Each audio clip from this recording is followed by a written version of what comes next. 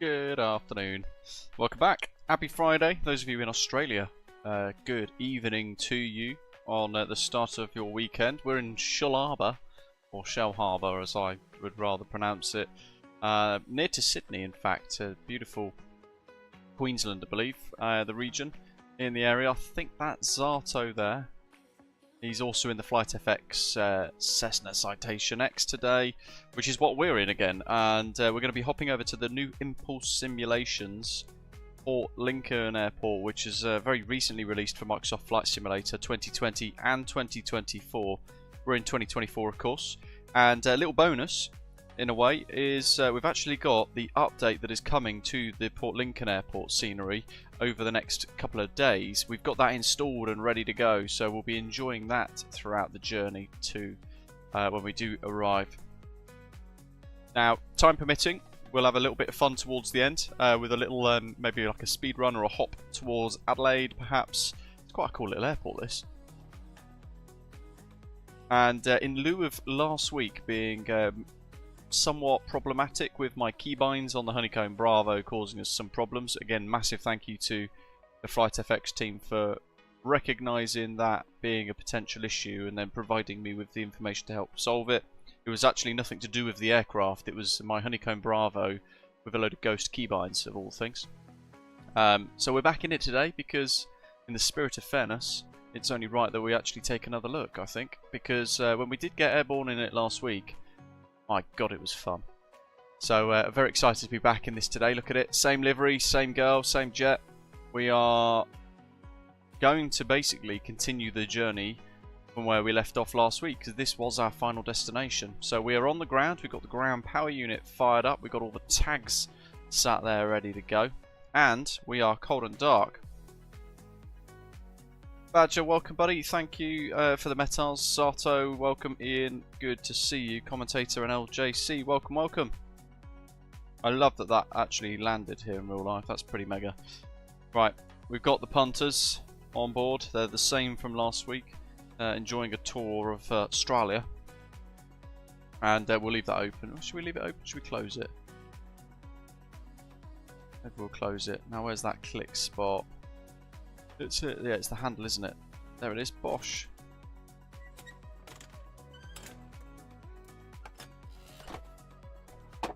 Doink. So yeah, we'll walk on into the flight deck and we will have a little look to see what we can expect for today. I love this. While I've been on the ground for about an hour now, sat here, this guy has been doing circuit bashing at Shellharbour for probably about 30 minutes now. And it's really cool to see. We're cold and dark, so I've got no idea if he's on comms. So let's get some power to the aeroplane. I'm using the checklists again today, so what have we got? Before start, standby power switches on, emergency light switches. Let's see. I'm using the full thing today. Arm. Battery 1 and 2, switches on. Now in about 30 minutes, folks, is probably when we're looking to depart. I've got some major delivery, like some pretty important deliveries arriving around that point. So it just so happens the time slot that I got today was during the stream. I have to get a load of my dog's food sorted out into the freezer basically before it defrosts. It won't take very long. Everything's ready to go. I just need the box. So there'll be a little break of about 5 minutes while I run downstairs to deal with that when we do get that delivery arrive. ICAS on. I don't want to start the APU yet. I want to go to external power. But I'm not sure if there's a way for us to check to see if we're actually getting any of that on board. I'm not convinced we are. I'd like to think there would be like an external power thing illuminated.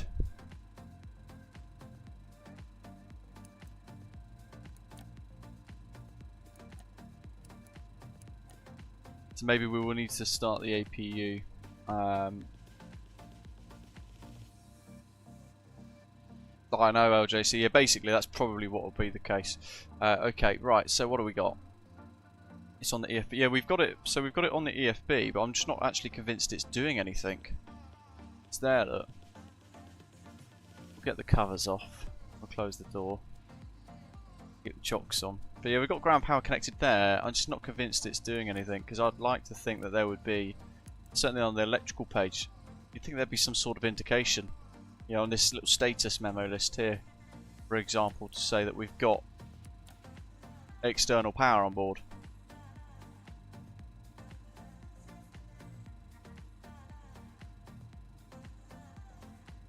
But there's no other way to check.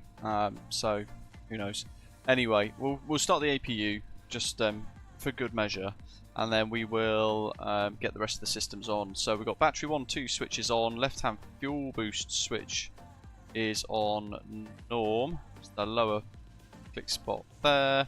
APU start and disengage switch is set to normal. Yep. APU master switch on. APU test push. Jolly good. APU generator switch on.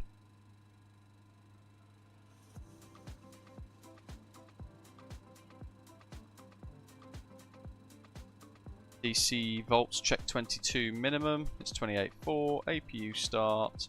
Hold switch up until APU relay engaged light extinguishes. It doesn't actually let you hold it up for some reason.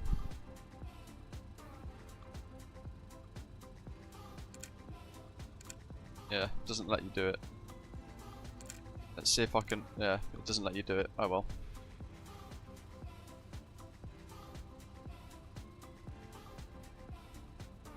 So that checklist is slightly incorrect. It says hold APU start switch up until APU relay engaged light illuminates.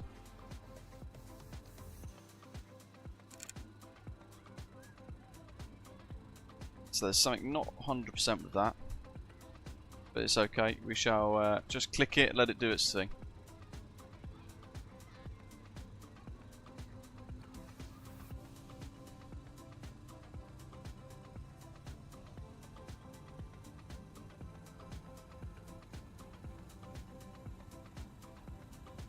Bam, 100.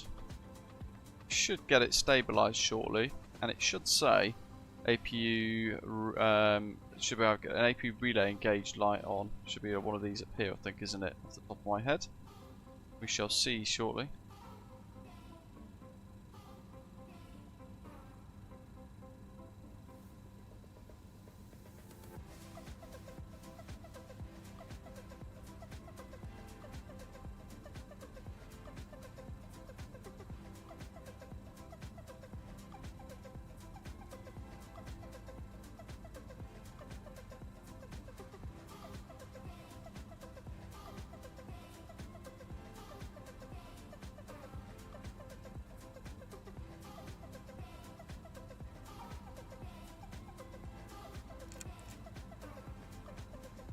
Right, so the ready to load light, interestingly, in the checklist it says APU generator switch on, but if we click off, that's where the ready to load light appears. So again, discrepancy in the full checklist there, I think, because I'm following this precisely. So we've done that. APU relay light on, then off before ready to load light on. Load shed switch norm.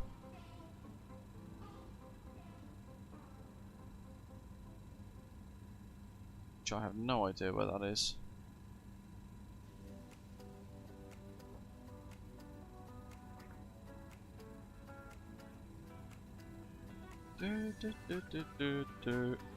Oh yeah, I need to put the nav lights on.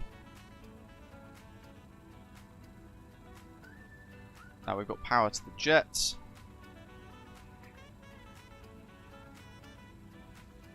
I think we're good with that.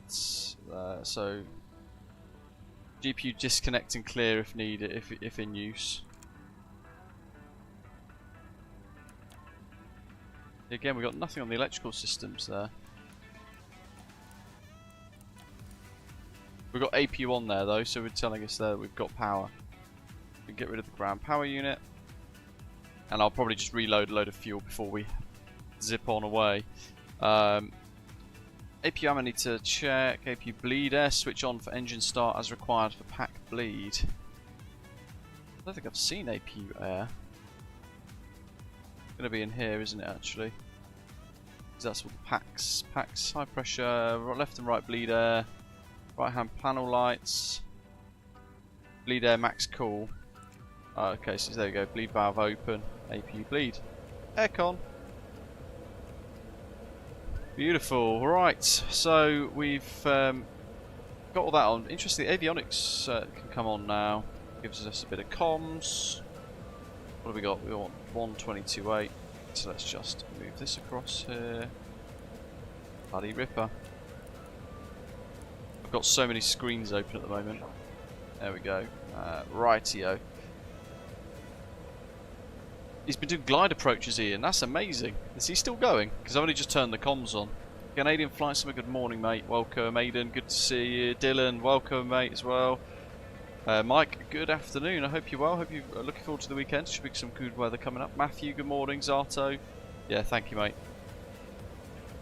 Right, so now we've got standby power on. We can do things like align the IRS and all that sort of jazz. So, standby power's already on. Happy days. We can... where have we got down here? IRS.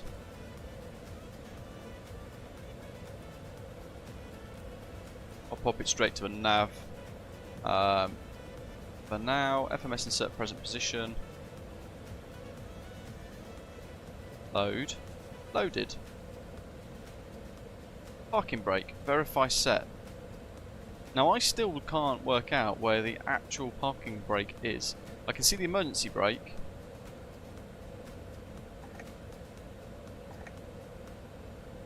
But I don't know where the actual parking brake is.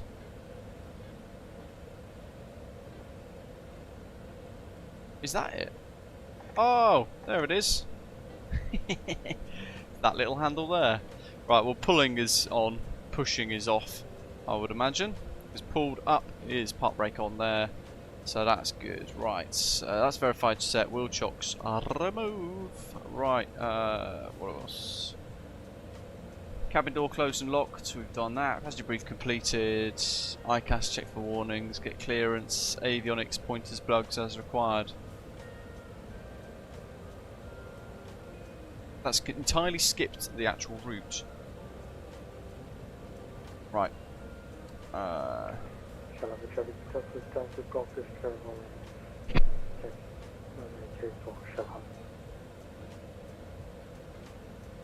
Sim brief. Recall the flight plan. Sim Blitz, welcome. Good day.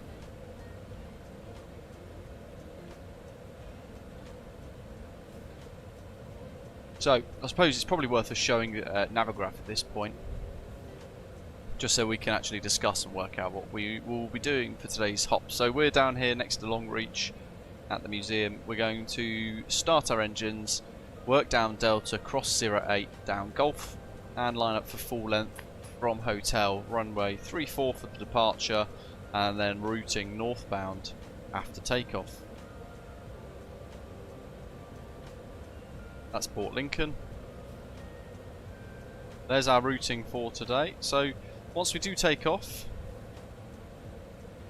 there we go. So runway 34, heading on up, and it's actually got right-hand circuits here. So what I might do is turn right after departure, right again onto a downwind, and then fly over the top of the airfield and away. Or we could take off, fly runway heading for a bit, turn left to exit the pattern, and then route direct Canberra, and just kind of pick up our routing from there, which is most likely what I'll do. But you'll notice here, the Wallasey VOR, it's got a set radial look, and it's on a Juliet 42 airway. So my thought process here is if we take off and then turn right and right again, we can overfly the airfield and be precisely on our routing, flying on that Juliet 42 airway along towards Canberra. And then we're going to go to Wagga Wagga, zipping off over the top of Adelaide, which is our alternate for today. And you can see here how close it is. So over Adelaide, a little bit of water, and then down to Port Lincoln, and we're going to expect the runway 1 RMP approach from Lima Charlie to Sierra Delta. Over the water, and it should be quite good, hopefully. That into Coffin Bay. Is that scenery? I feel like I recognise that for some reason. But yeah, flight time just over about 2 hours. We're going to rack this up to the highest we've flown on the sim so far, which is flight level 440. I think it's the highest we've flown, although I can't remember how high we did on the Concorde now, off the top of my head. We've got 5 pages. Shellharbour, 3-4, activate.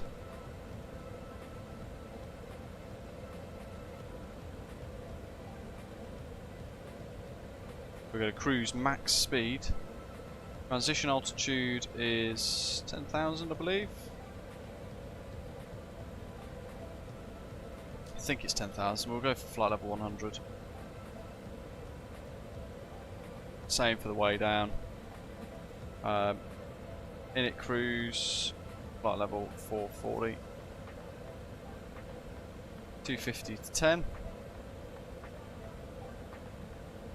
And then we can sync from the EFB the weight. So basically we've already pulled this in a little earlier on. So with our SimBrief flight plan, you can just go ahead and hit import from SimBrief. You can actually tick passengers on and off. So for example, you could just remove a passenger there. So on New Sky, it says we have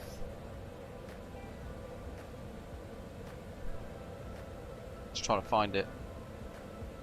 9 passengers. 1, 2, 3, 4, 5, 6, 7, 8. Okay, so we'll put them back in. We can just import from SimBrief and it will load it all up accordingly for us, and we've got no luggage. So there you go. That's that, nice and easily done. And I do like this big map, that's quite cool. Although we have Navigraph integration too. So that's already inlined. V-speeds will be set shortly because we need to do all the weight and things, confirm it, and then we get the takeoff page. Let's have a quick check of this.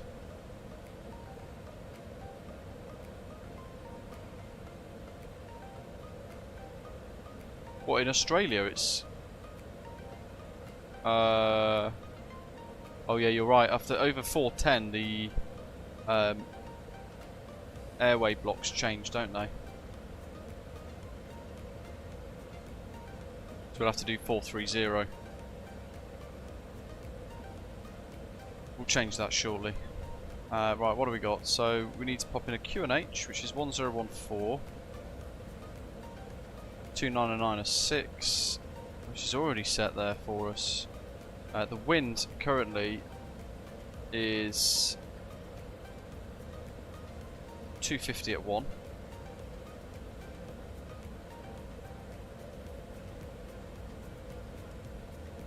Dry runway, not sure about slope.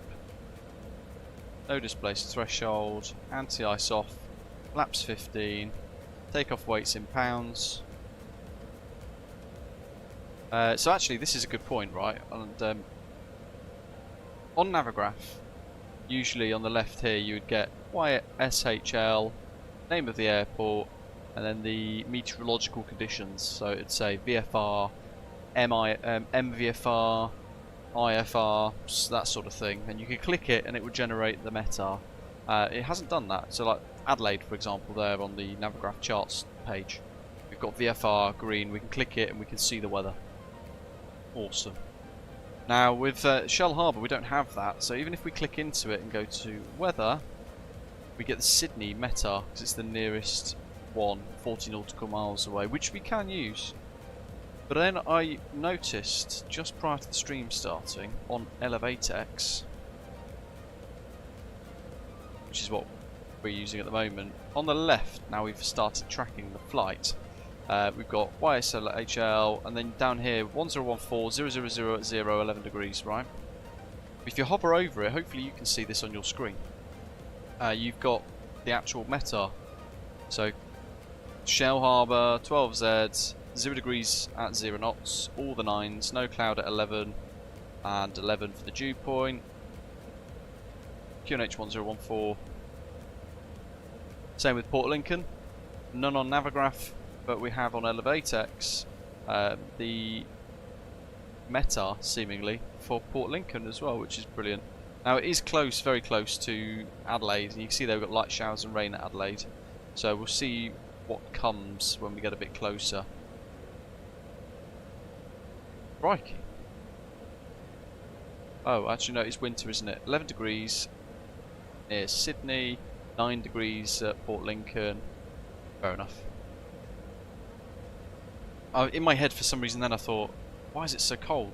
Because we're in the depths of summer, but the guys over in Australia and New Zealand, of course for them it's winter, isn't it? So yeah, whoops. My A-level in geography, my A-level in geography is working a treat today. Where did we get to? Right, yeah, so climb. Whoa.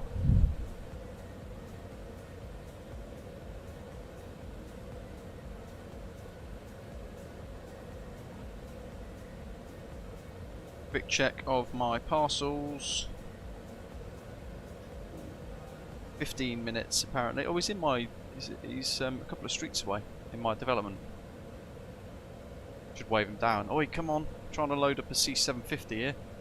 Right, that's done. That's done. So we'll do flight level 430 instead. Top of climb altitude. Cruise. Whoops. 0.9.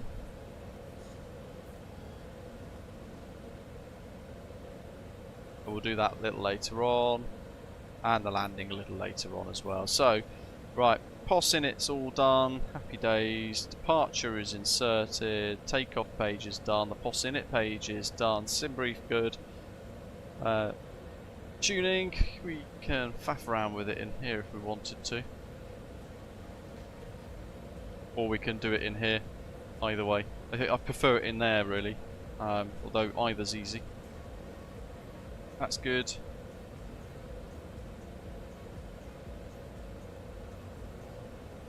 Infinity nautical miles. Oh, that's quite interesting. I've not seen that page before. Yeah, performance data, takeoff. Right.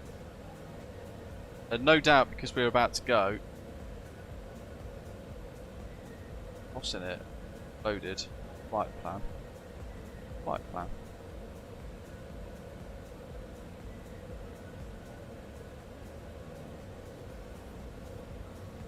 Shellharbour traffic Delta Delta. Got for all 3-4 seconds. Shellharbour. What have we got? So we've done all that. Cabin doors up. Passenger briefing is complete. Seatbelts, harnesses, pedals adjusted, secure. Let's get the passenger safety lights on. And I need to start the flight on New Sky, which I already have done. Well done me. Thought I'd forgotten. Exterior lights as required. So we've got nav lights on. We'll go ground recognition lights. Actually, here's the thing. Shouldn't that say anti, not anit? I should say anti-col instead of anit-col, right?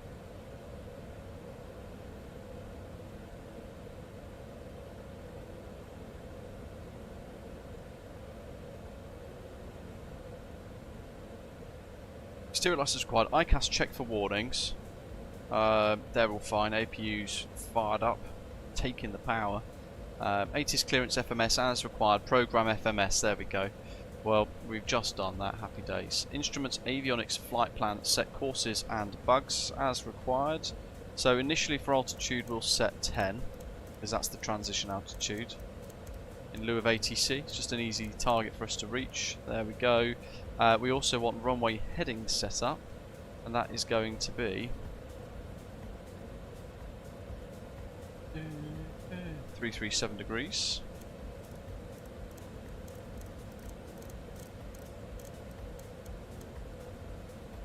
QNH 1014, 1014.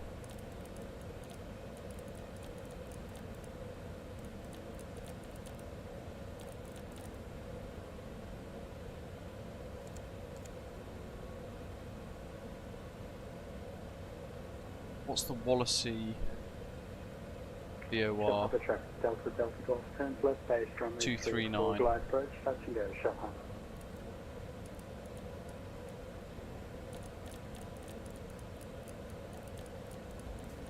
239.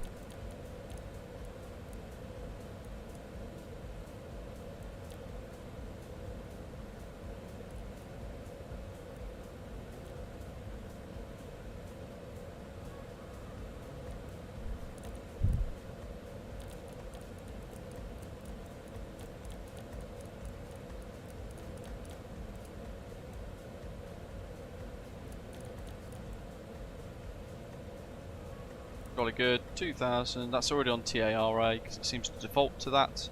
So we'll have ADF2 tracking Wollongong, is it, I think? And then we'll have FMS1 tracking blue. We'll pick that up after departure.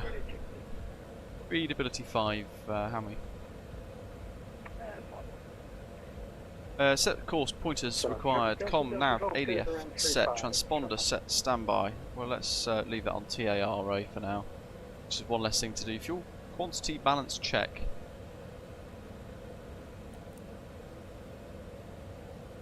Couple of grams, couple of pounds rather. That's fine. Centre wing transfer switch is set to normal. On both the speeds set. That's on auto, that's looking good.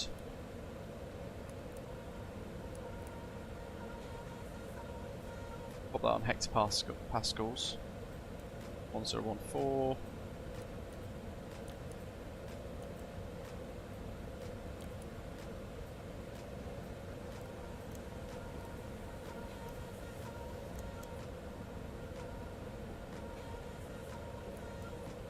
Lot of red.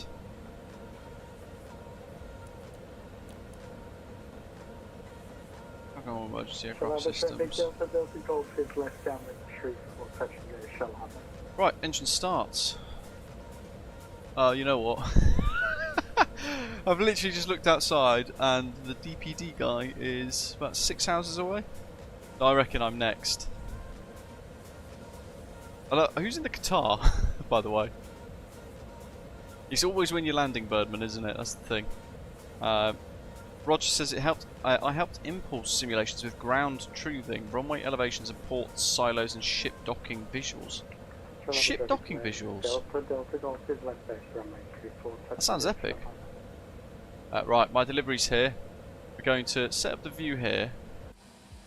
He says, so that we can enjoy watching Delta Delta Golf touchdown. I'll be back in about 5-ish minutes, folks. Bear with me. Really important delivery I cannot miss.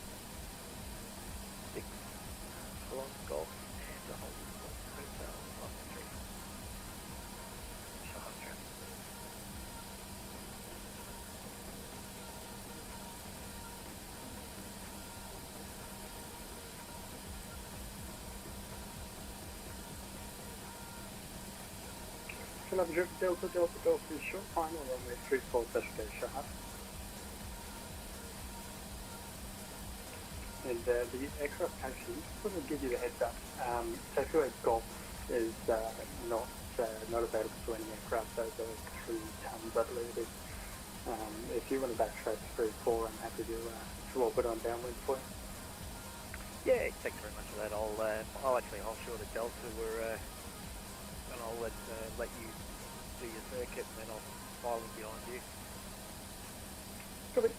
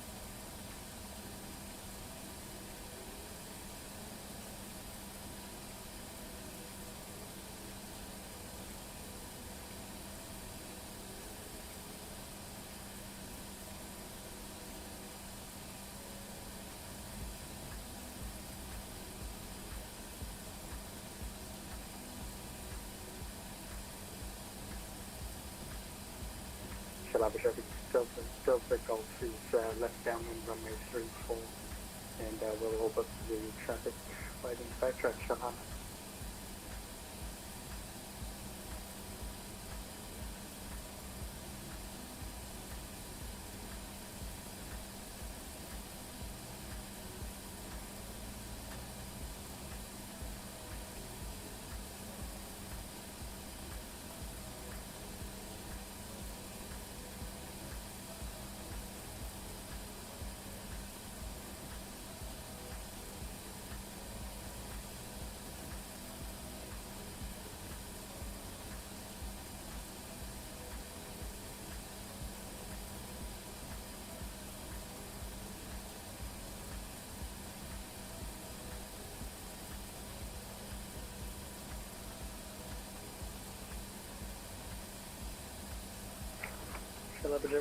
Delta Golf is established right orbit on the downwind, and will be maintaining 1000 in the right orbit traffic Shellharbour. And Shellharbour traffic off grade, signal 62, exit and runway 34 for a backtrack. Shellharbour traffic.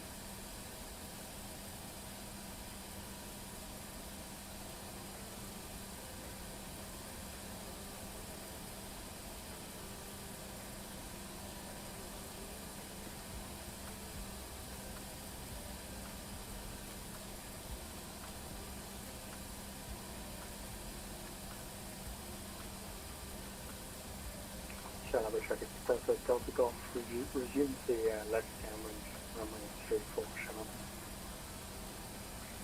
And Shellharbour traffic off the signal 72, rolling runway 34, expecting a straight out departure and then left hand departure overhead by the wall on the IR.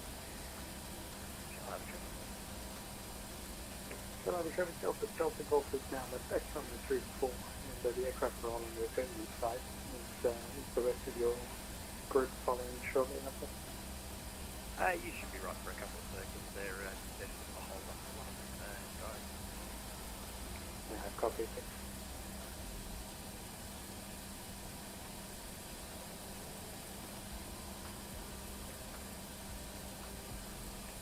Shellharbour traffic, Delta Golf and final runway 34, touch and go, Shellharbour.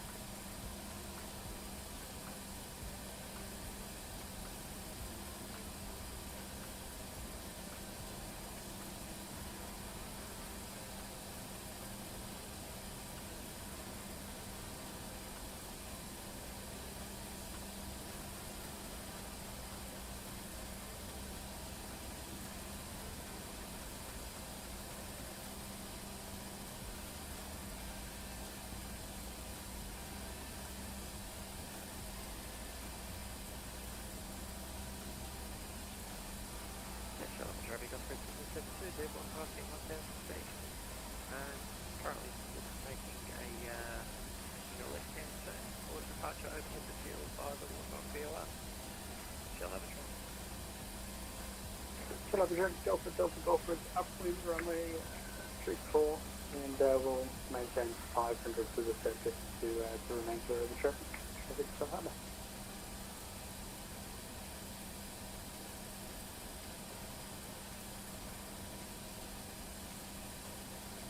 Shellharbour traffic, Delta Golf is left crossing on the 34 Elevateex, Shellharbour.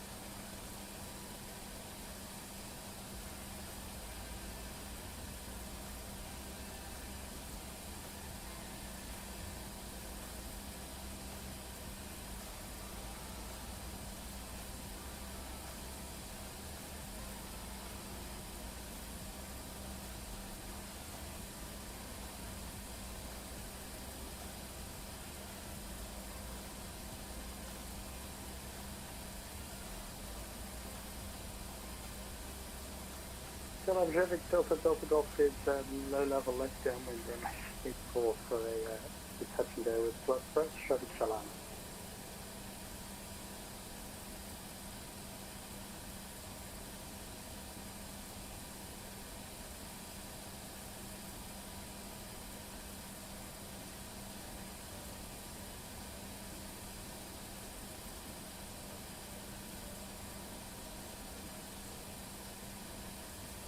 Right, thank you for that. My goodness.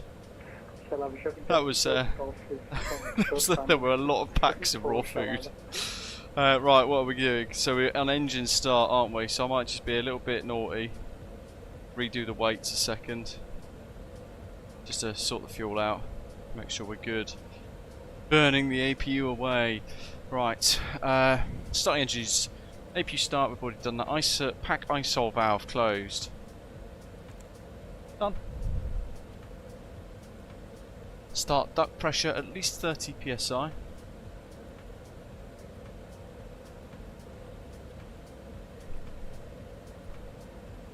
Doesn't actually tell you anywhere, I don't think.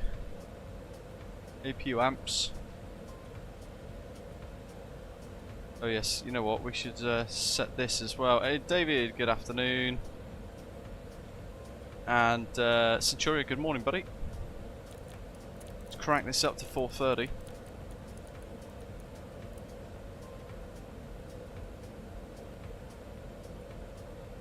Right hand panel lights. None of the lights seem to work properly for me. Oh well, we can press on. Where's them checklists? Okay, so right start. Shellharbour traffic, Osprey 165, next to the long reach on the apron, engine start. So we should have, it says, beacon, lovely. We've now got engine right, start. This gauge is also illuminated, throttle idle by 10% N2 RPM. There we go. Shellharbour traffic, Delta Golf left downwind 34, touch and go Shellharbour.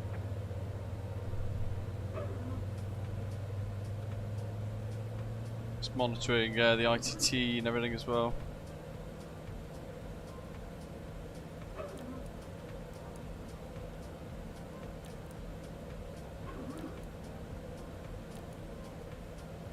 There's the start pressure. Okay. Left engine starts. Shellharbour traffic, Delta Golf left base 34, touch and go Shellharbour.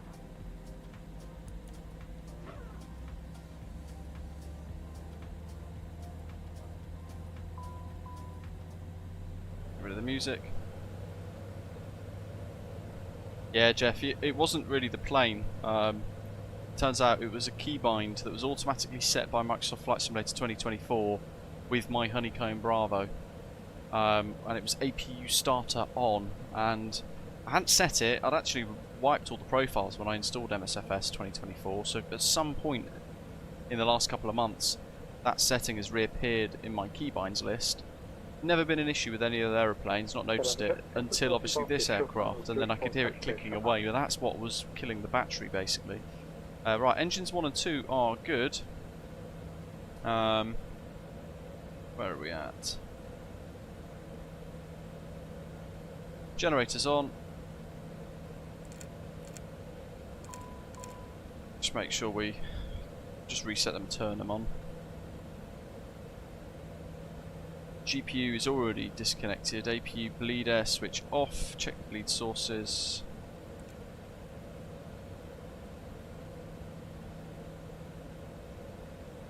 Actually, it's over here, wasn't it? Where's engine bleeds? Yeah, John bleeds.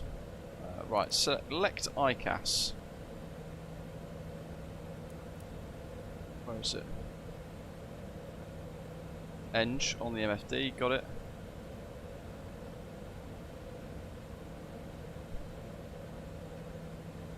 Duct pressure is from the right engine.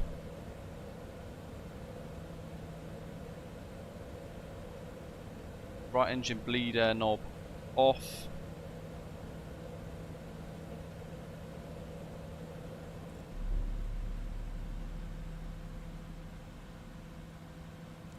Wrong one.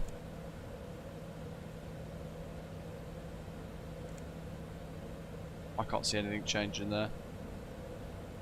Left bleed, right bleed. Cool, cool, cool. Pack isolation valve closed. APU bleed air switch as desired. I thought it just told me to turn it off earlier. Yeah, it did.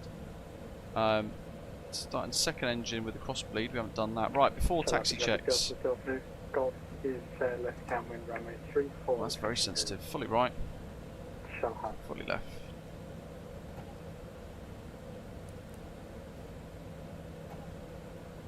Super sensitive rudders in MSFS, my cheap T-Flight Thrustmaster kit. I'd like to do a few of those for wiggles. I'll just do them again with the ailerons just so I can see what they're all doing. Speed brakes, which will be shortly. What have we got? Flaps are up. Indicated up, rudder control verified. Upper rudder remains centre with flaps up. Flap sats checked for takeoff. We want 15, I believe. Next stage, there we go. Happy days. So that's all good. Check ICAS indications. You can see slats extended there.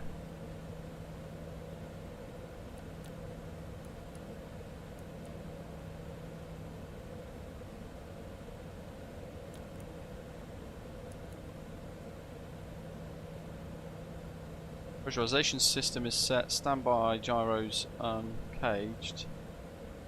That one is caged. But the PFD's uncaged. Anti-ice as required. Oh, we haven't done the speed brakes. Let's check those. There's the indication. Stowed. Goes away. Pressurization, altitude, we've done that already, set auto, ice as required, advisory lights to PAX, safety, divider sliding doors, checks if clear or latched or open, we'll leave them latched open, why not. Taxi exterior lights, down here, taxi lights on.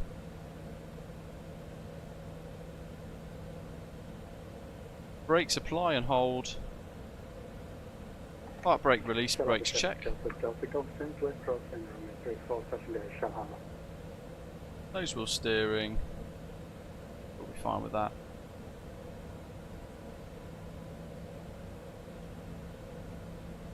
Have the old brake roonies. Shellharbour traffic. Osprey 165 is taxiing from the main apron down Golf to hold short 3-4 Shellharbour.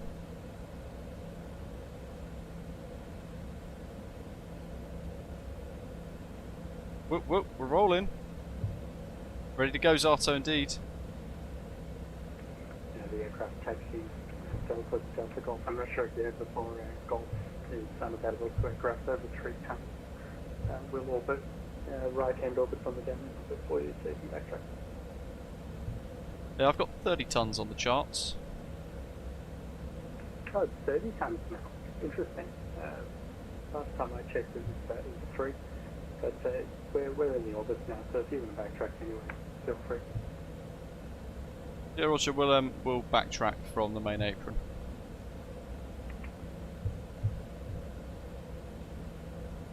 Navigaph. Shellharbour traffic, November 60, 30 tons. Taxiing from the hangars from Echo Golf, holding short 3-4.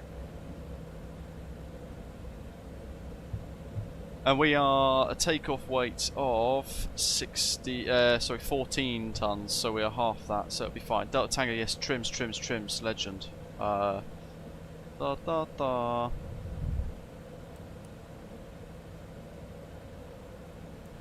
Hold on, where do you set the trims? Where do you verify that they're in the correct position?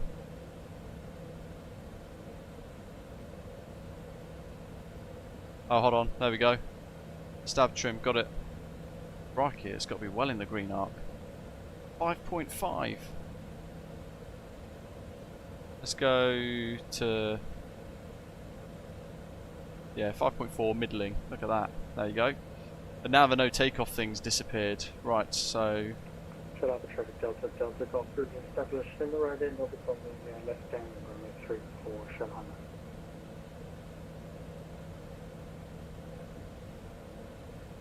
Shellharbour traffic, Oscar 165 is holding at Delta to backtrack after. You can backtrack now if you want. We'll orbit till you're at me. Roger, we'll enter backtrack runway 34. Pop those on. Get ourselves nice and bright. I want to turn the APU off.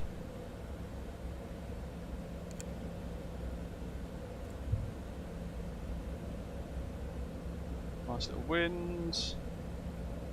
Looking good. Afternoon, Ashley. Good, that's Shellharbour traffic, November 608 Echo Sierra, crossing runway 26, holding there he is. Zoom zoom.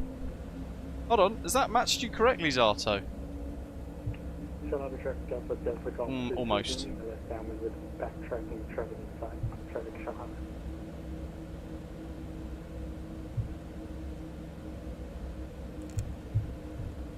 And traffic November 608 Echo Sierra, clear up runway. TCAS TARA, that's all good, that's set. Okay, with all takeoff checks, that's all good. We've done the stabilizer slats, check gas cold, no hot leaks. Throttles idle. They're kind of a bit like a run up check actually, but we haven't done that. Trims are set for takeoff, yaw damper, Mac trim set on and alpha. Transponder TARA, radar is acquired, crew brief is completed, left and right static pitot heats. To make sure I don't run off the runway here. Shellharbour traffic Delta Golf Group back to control, action road. Got that traffic on the south.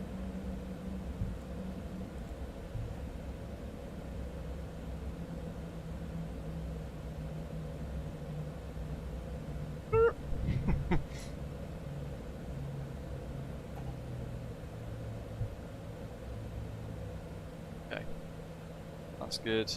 Exterior lights as required. ICAS checked. Takeoff mode selected.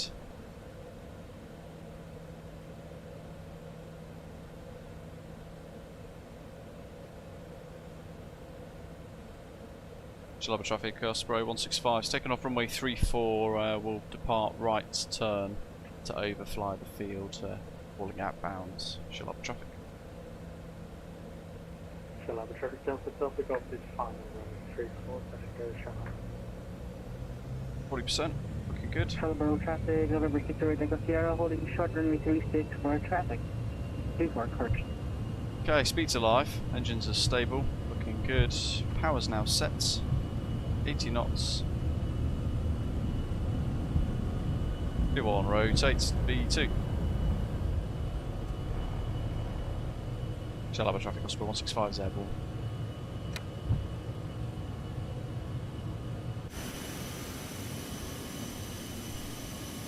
There she goes. And there's the guy touching down below us. Epic.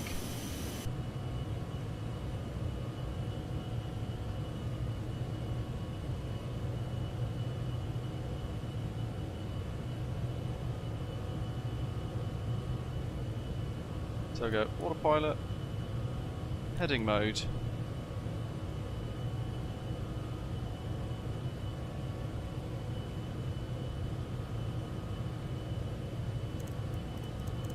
Shellharbour traffic, November 608 Echo Sierra, landing up runway 34. Hopefully everyone else does the right turn as well.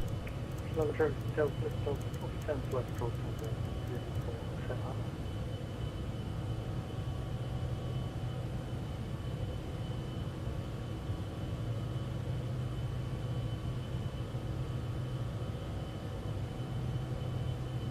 Engine sync knob as desired.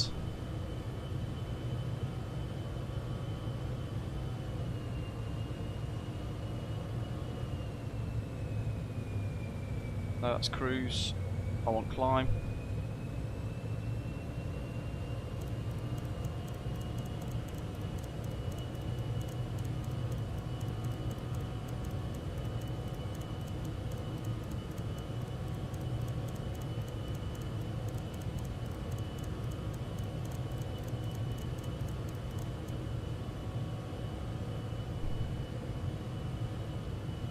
There's the airfield. Shellharbour traffic, Delta, Golf, left base. Nav's armed. Wollongong Shellharbour traffic, November 608 Echo Sierra, departing runway 34, right turn, flying overhead airfield.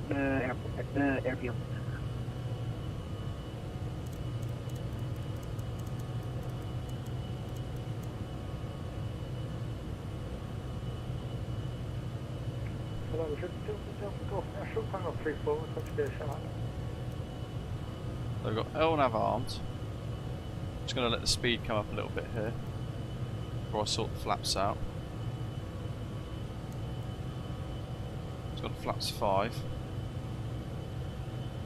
182. Airspeed's above 170 flaps up. The speed was a bit low for that initial climb for a while until I'd sorted out the right autopilot system that I wanted.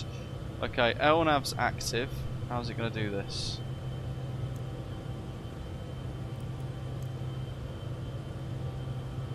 This is doing stupid Microsoft Flight Simulator stuff, is it?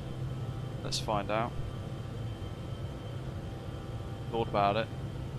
It's obviously got default autopilot logic, I think. Better not start the wiggly line stuff. Okay, right. Flight level change. Shellharbour traffic, Delta, Golf, turns left cross, runway 34, low level circuit, full stop Shellharbour. Pressurization check, pressure advisory lights, let's just get them off. Private jet, isn't it? Posh. Do what you want, guys.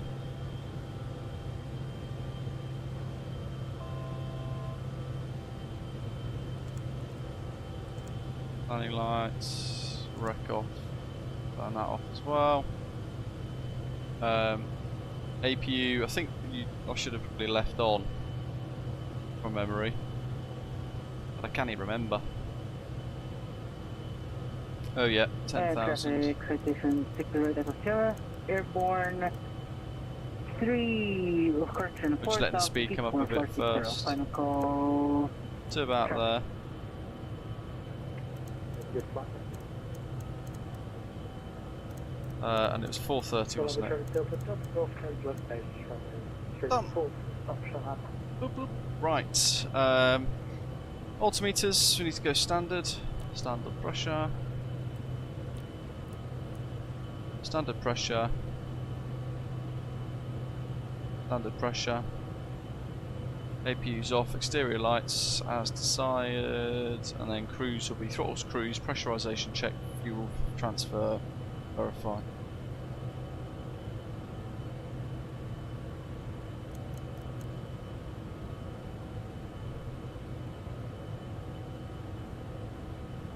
Flight level change, nav. Doing well. This is the thing, right? In flight sim, we are kind of like the specialists of almost everything in a weird way. You know, we'll have a hangar full of pretty every aeroplane going: Airbus, Boeing, Mad Dogs, MD-11s, PA-28s, Cessna Citation X, Bombardier CRJs, Just Flight BA-146, the Just Flight RJ, so on and so forth. And there's all these different aeroplanes, and every manufacturer builds them to be slightly different, work in a slightly different way, handle a different way, have all these different systems integrated into them.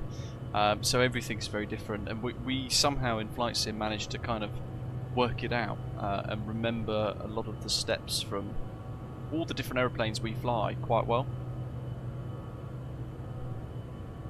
And then, you know, like this for example, a new aeroplane, diving in, little things like the trims, thanks to Delta Tango there for the reminder, much appreciated. Things like trims are the small little things that you might forget as you're learning the aeroplanes, so you kind of brush up and you improve over a couple of flights, then before you know it, for some reason in Flight Sim, we all get very good at then just cracking on and not necessarily being perfect, but doing a pretty darn good job at flying the jets. I mean, I was bopping around in a Chinook the other day with the VR headset on, and I was thinking, like, how is it that I can work out how to fly an A320 and then I dive in a Chinook and I can understand how to fly the Chinook? So that'll be next week, Zato, the Leonardo sound pack. I have got that.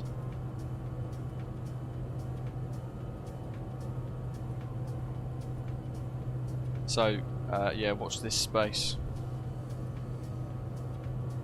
So that would probably be next week. We'll dive into the Mad Dog. I need to make sure it's all up to date and everything first.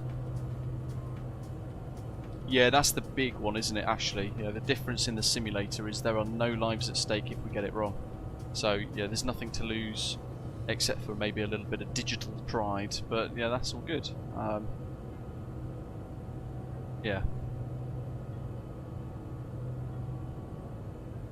So I can't remember how high we flew the Concorde. I think that probably is the highest we've ever flown, because what was that, like 60,000 feet or something crazy?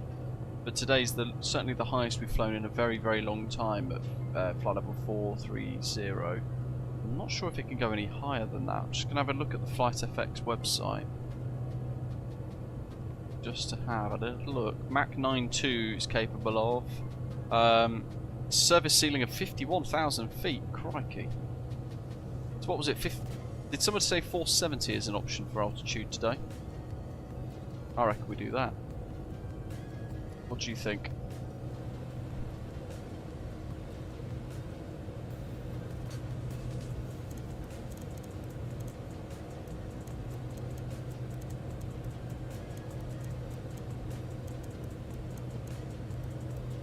God, that's a bit wobbly.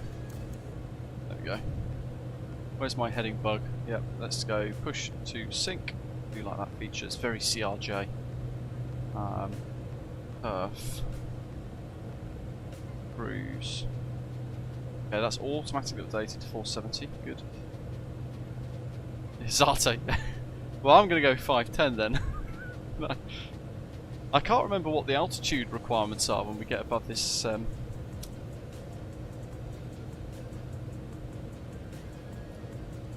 Let's have a look.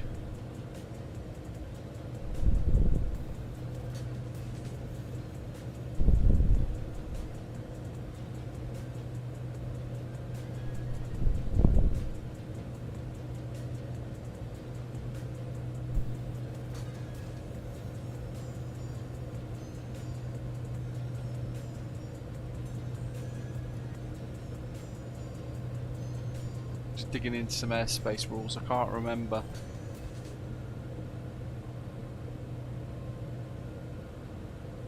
Because I know if you go above a certain altitude, I think somebody said it was 410 earlier, then you do need to adapt your altitude slightly.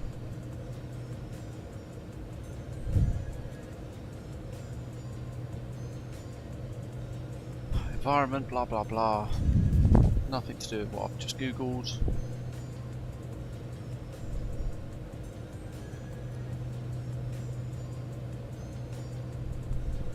Brilliant.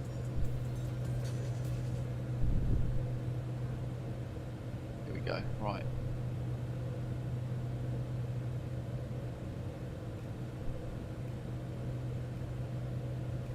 So we are flying heading 231. IFR. Yeah, 43,000, 47,000 and 51,000 feet. Should we get it to its service ceiling of 51, folks? Let's do it. 51,000 feet. My goodness.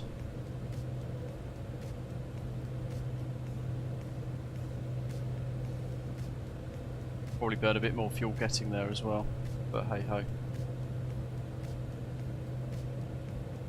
5:30. I'm interested to see what happens when we get that high, to be honest, and how the aeroplane might cope with it.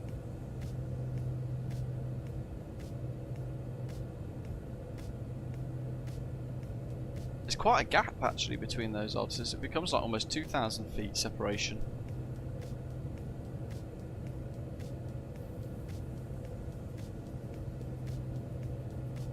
I have also, by the way, I might try and see if I can get something done with it tomorrow. We'll see.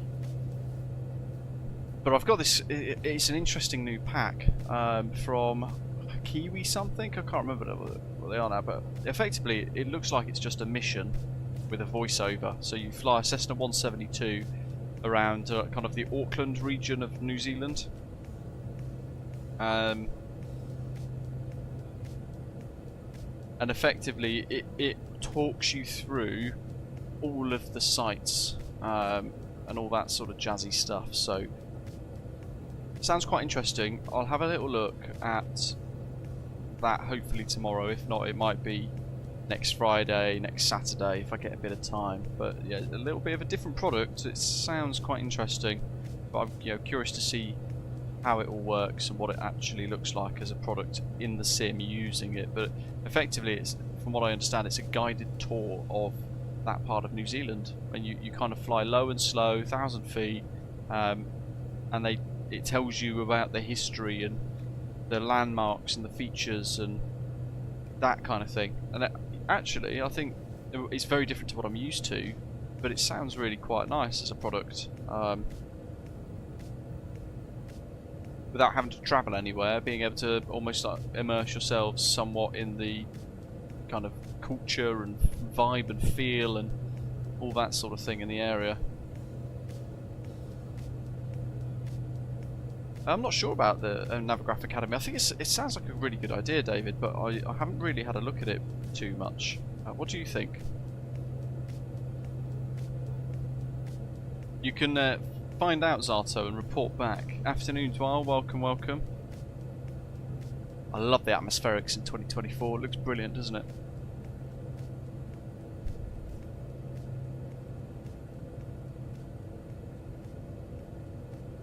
So for those of you wondering what that big delivery was, effectively, because we're not sure if Indy has some allergies and things.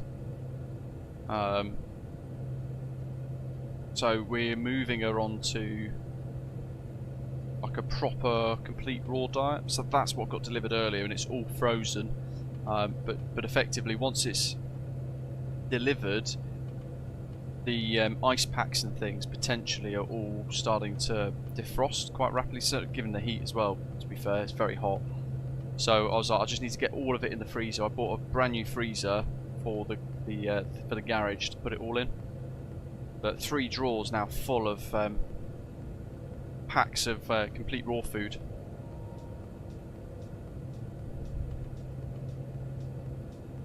Yeah, it felt like 400 packs of dog food while it was a 20 kilo box, and was it actually? I think it might be 40 packs.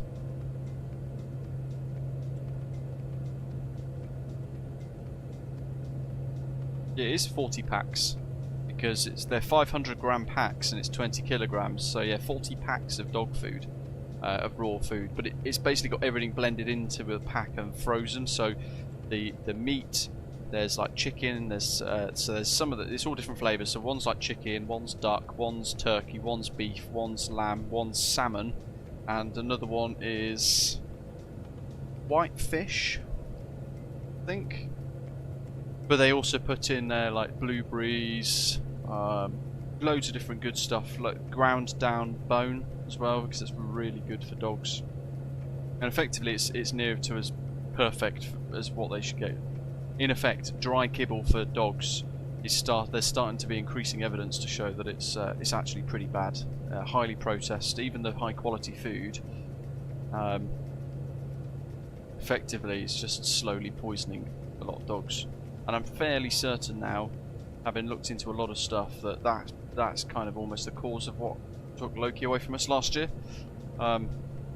Even though we paid for a very, very expensive high quality dog food, I think it was very much down to the fact that it was dry dog food, dry kibble, that was the problem, because you can't get properly good nutrients in dry dog food kibble because it's all ultra processed in reality.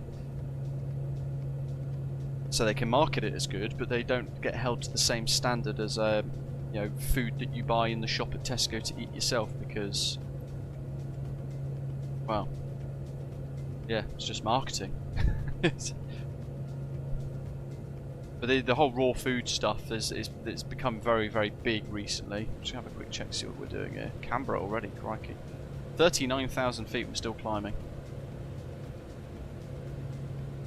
What I might do is go on VNav app.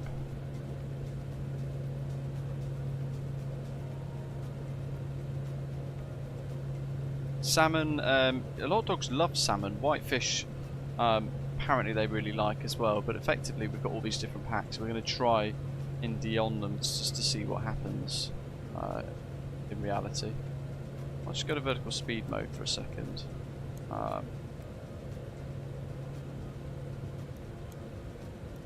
And I'm just going to bring the rate of climb up. So the speed will come down, but we're climbing at Mach 8.9.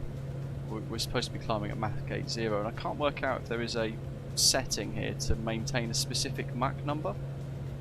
I don't know if it's CO. Not 100% sure what that means. Yeah, we'll whack it up to the service ceiling dwell. We'll push sync the heading. I forgot the weather radar. Naughty me. On.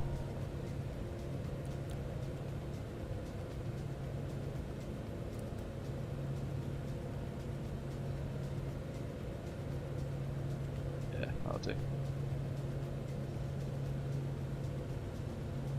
41. Speed's bleeding away. Go to 1800, see what happens here. We probably start to decelerate fairly quickly at this point.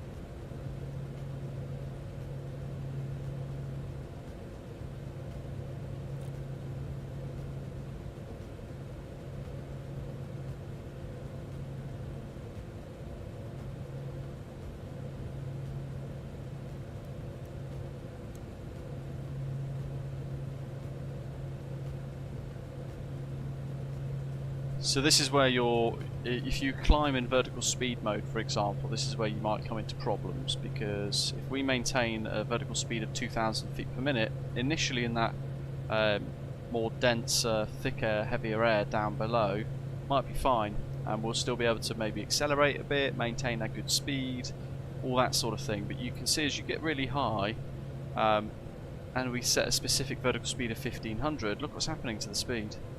So before you know it, you start to really lose energy, and you struggle then to recover that without descending, or worse, you don't notice and then you stall. We've got a 63 knot headwind as well, crikey. Look at that.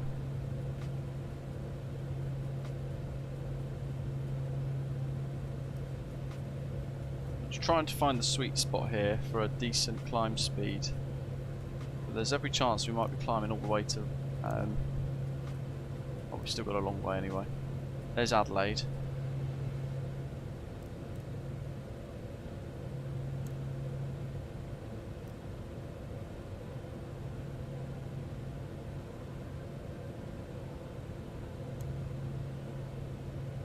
Yeah, Coffin Corner. A little bit. But this will be the highest I've flown in MSFS 2024 as well, so I'm curious to see what it's going to look like from so high up.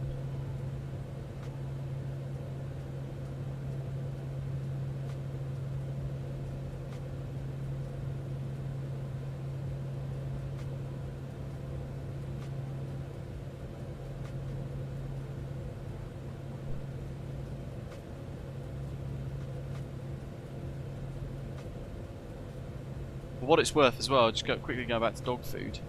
The food that we're giving Indy is basically costing us about 130 quid a month. The dry kibble, which is a bit fussy, so we have to put a little bit of a wet topper on it. And so in all, it ends up being about 125, 130 quid a month. That is the same price as the raw diet, but supposedly that is a heck of a lot more healthy. So going to be interested to see how she changes, perhaps whether her coat improves, her itchiness reduces, all that sort of thing. MPS Gaming, good afternoon, welcome. Flight's going alright, mate. It's a really good jet, this. You just have to kind of learn the quirks of it and how it works, but following the checklist, it's not particularly tricky. And of course, performance is very good as well. 290. It's starting to decelerate again a little bit more here, look, so we have to drop the vertical speed to 900.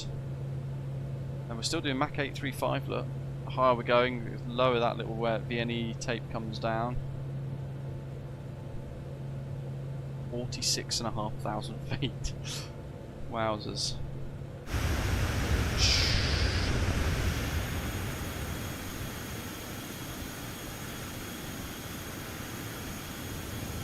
So high.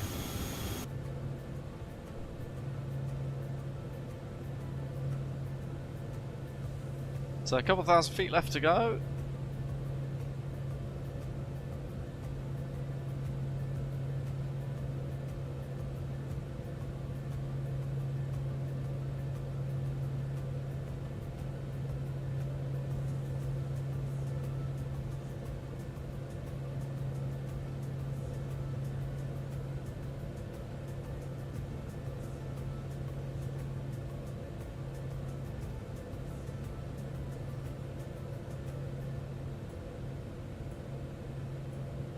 How many of you in the chat have got this, and how many of you are kind of enjoying it? And if you've not got it, how come? There might be a little reason, might be just not interested in private jets. Let us know, curious. A lot of you know this isn't my kind of flying, but I've actually found this quite enjoyable for a change. I'm dreading going back into the Mad Dog next week though. I feel like I've entirely forgotten how that entire aircraft works.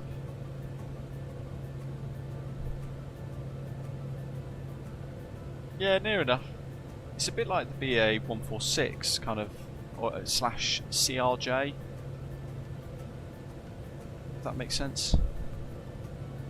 Ashley says, not got it because I don't buy aeroplanes in the marketplace, otherwise he would have been interested in it. That's fair enough. Yeah, it's quite a big point, isn't it? They've obviously done a bit more of a handshake with Microsoft slash Asobo, so their products seem to all end up in the marketplace. Bit frustrating.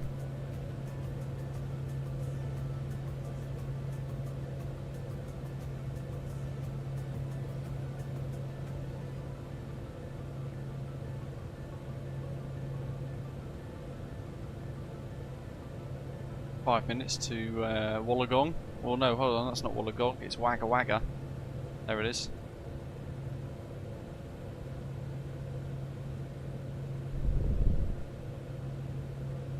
Yeah, it's got the FMS. Depends if it's, you know, if it's a bit the type of flying that's for you. 49,000 feet, soaring nice and high.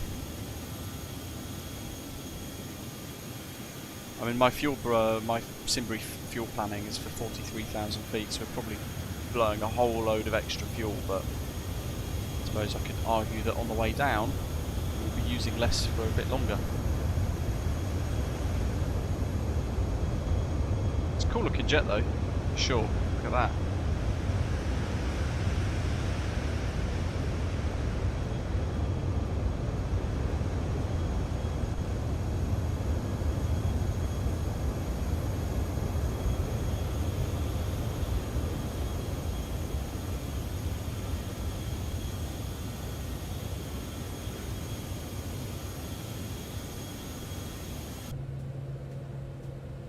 Mach 825.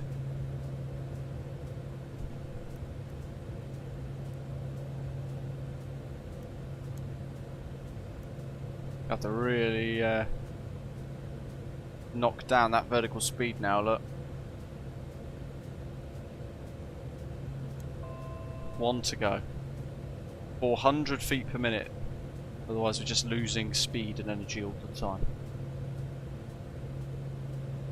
Just letting that speed start to creep. It's not actually creeping up there. Look, so 400 foot per minute, we can barely sustain 200 knots. Although in reality, we'd be looking at Mach 829 here. What's not helping is the 64 knot headwind. Here, nice. Mach 88 at 430. Crikey.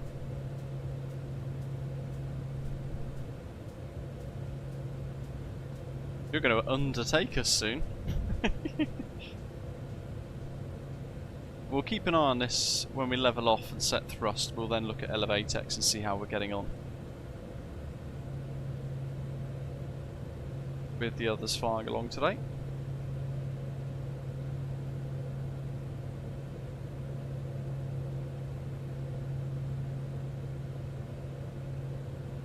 $500. Oh, you're in front. Oh yes, actually you were heading out just as my delivery came.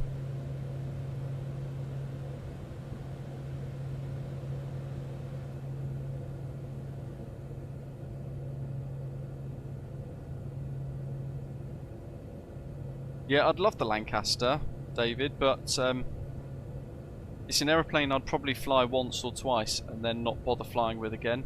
And then for me, I'm thinking if I'm paying money for that, then that's not good value. That's a very expensive add-on. So if I'm going to use it a lot, fair enough. Bit different, but if not, the answer is basically default as a no for me for purchasing aeroplanes, because it's just mega expensive, flight sim in general, isn't it? And everybody's budget's getting squeezed, and a lot of these prices seem to be going up again. We had a phase where a lot of sim products in flights, certainly Microsoft Flight Simulator, the pricing was quite low. But now I've noticed that some of the price, you look at Anybuilds for example, and they're just kind of fleecing us for, I reckon, an extra 10 quid on top of what they could probably price it at and still make a profit. I mean, even though that's pure guess, but I feel like some of the products all over the space at the moment are very, very expensive.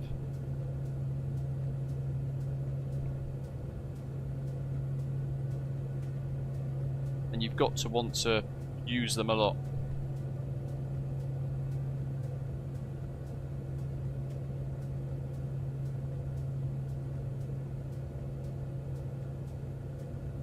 I mean, if you buy 10 aeroplanes at 80 quid, you've spent £800 on add-ons for 10 aeroplanes. If you fly 3 of those all the time, and then 7 of them rarely, then, you know, that's a lot of money on a lot of aircraft you don't actually use. Okay, 51,000 feet, the surface ceiling for the Citation X. And we're struggling to accelerate beyond this. Mach 828.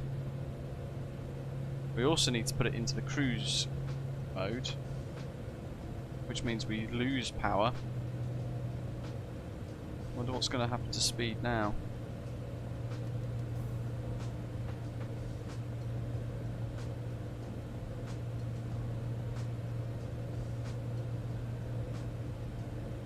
So higher isn't necessarily faster.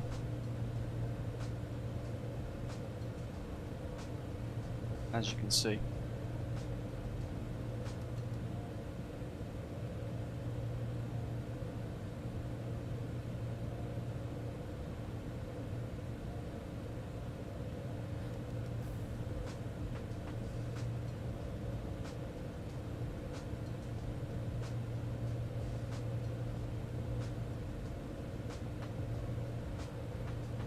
That's the one where you get the tin and there's some random model aeroplane, isn't it, Ashley? For some crazy money.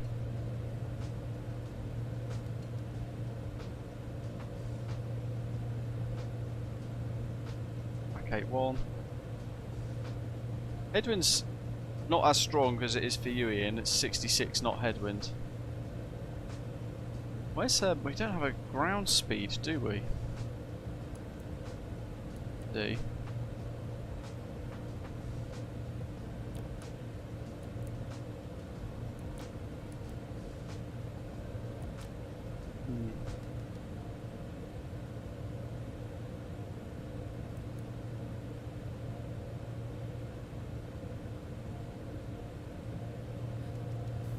Oh, there you go. Ground speed 398. What's your ground speed, Ian?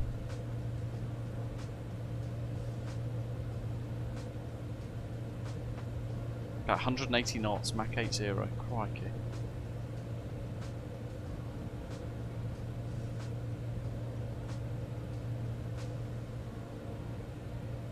.425.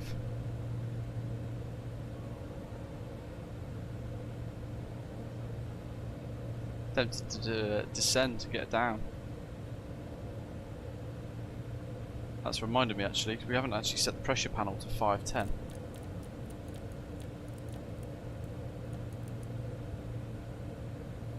Whoops.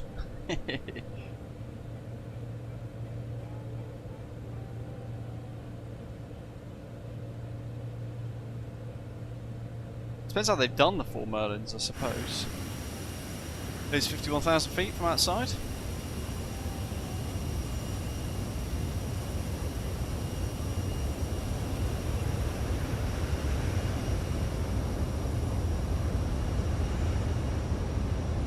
Justin, good evening, mate. Welcome, welcome.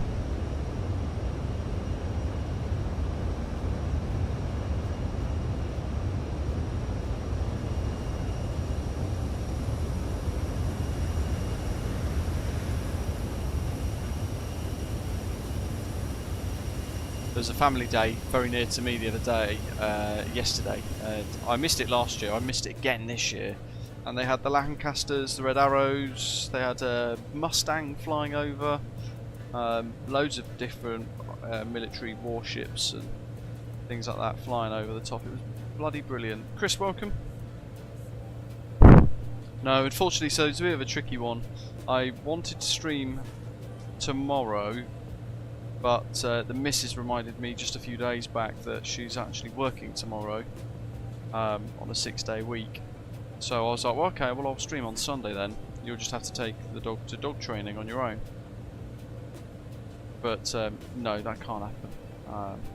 Not doing that. I've been working all week, as if I haven't.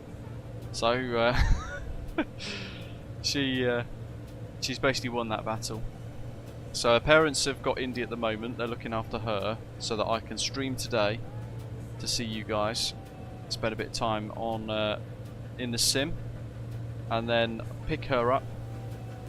Tomorrow I'll do some training and things with her as like a precursor to the training session on Sunday, and then on Sunday we'll go dog training and it'll be me handling her and working her like every week.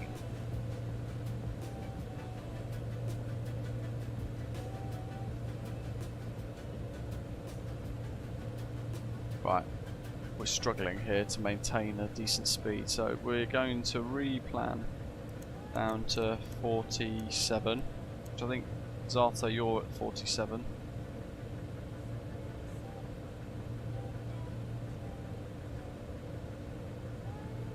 We'll go to vertical speed mode.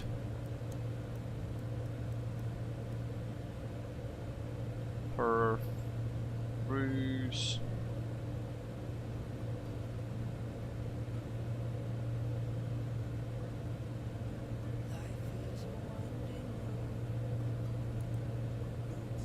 Five, 6. So they need to sort out that all the screens not having correct brightness attributed to them.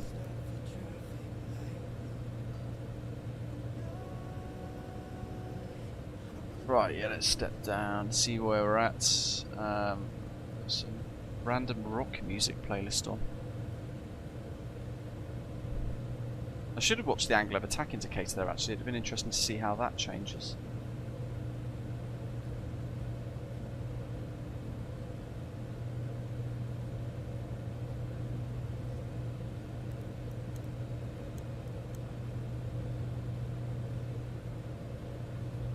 Let's get it down.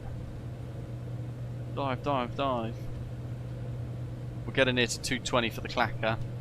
Although that will strip towards the 230, 240 as we get a bit lower.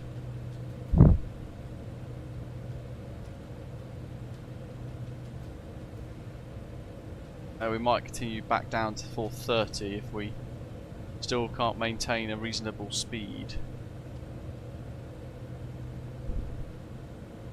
Justin, yeah, I felt like I didn't really give it justice last week because of the keybind issue causing all the problems at the start, which is why we then reverted into the BA-14, the RJ Professional, sorry. RJ, that's the point. Did we fly the RJ or did we fly the 146? I'm sure it was the RJ. Christ, I can't remember now. I'd have to check.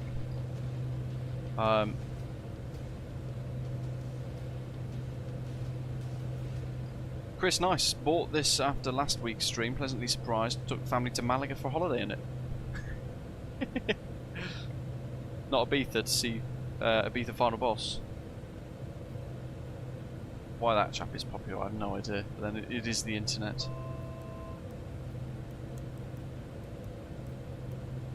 Go 1,000 foot per minute. Actually, yeah, thanks. There we go. That'll be why. It just suddenly dawned on me. Actually, I can't remember which one I selected, or if there was one over the other or not.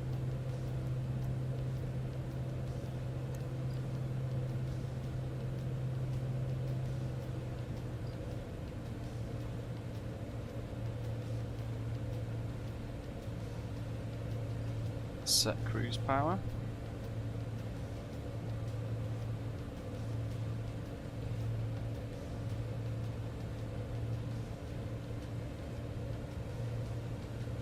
That's a bit better, isn't it? Mach 916. Now we're talking.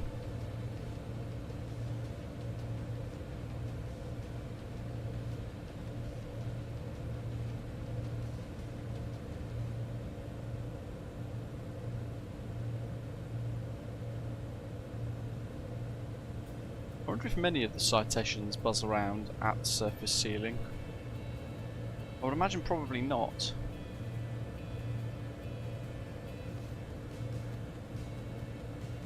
Let's just keep an eye as we settle in on the clackers here. The cruiser 47's recognised on there, good. Go back to flight plan. Punch a bit more power in.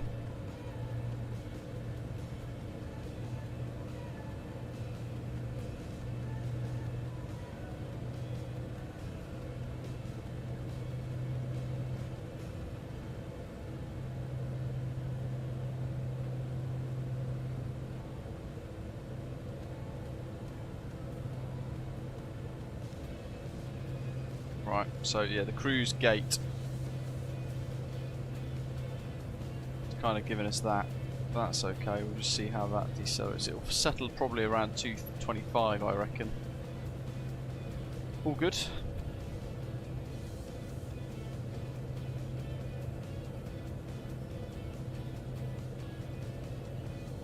Right, as promised, let's look at Elevateex. I put that on there, didn't I? Yeah, of course I did. Right. So quite a few screenshots actually. There's Bad Joe and his Qantas 736. Lovely job. Actually, hold on. That's the 737. Oh yeah, 600. Good. There's an image that I've taken. There's Ian's screenshot there. Blasting along ahead of us.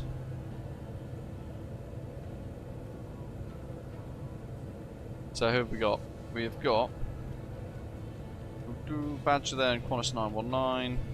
We've got Zato flying November 608 Echo Sierra, and he's just dropped that.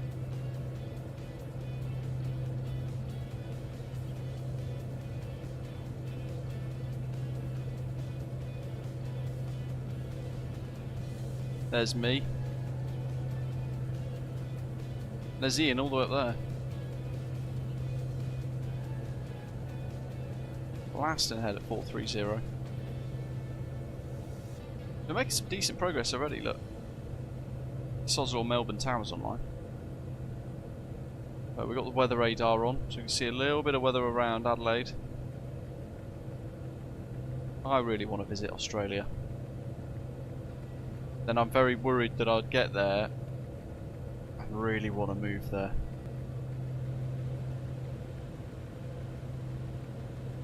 Chris, top tip, don't turn off the electrical switches whilst on approach. Accidentally lost all navigation.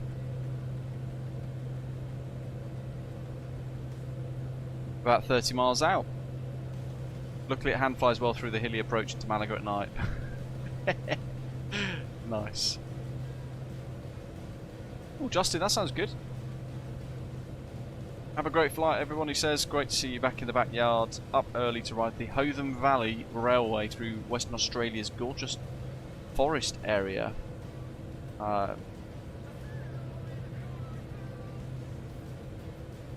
With his parents. Have a great day. When will I fly the CRJ again? Hello, Daniel. You know what? I don't know. I was thinking about it for next week, but then I've now got the Mad Dog Sound Immersion Pack, which I'm partly really against still because it's a 90 quid aeroplane add-on, and the developer can't be bothered to sort out the sounds properly themselves, which I think is grossly unacceptable. But I'm curious to see what difference it makes. I'm curious to hear how you guys think it might sound differently as well on stream, so we'll do that next week. And then the week after that, I'm not sure yet because it's so far out. I'll just need to work out what we'll be doing at that point in time, whether that includes 1 or 2 streams, whether we do some pre-recorded content. There might be some releases that we want to tackle, that kind of thing. So I have to be looking further ahead. I've got to be quite flexible anyway, but it's on the radar. I'm just not sure when I'll get around to doing the CRJ. Although the version 2 is pretty good now, isn't it, to be fair? 29 Max 7.8. Sorry, Mach 8.8. So it's just about, I think, kind of settled there, but then I don't think it has, because that 9 is just creeping upwards, showing that we are very, very gradually decelerating still, even at 470.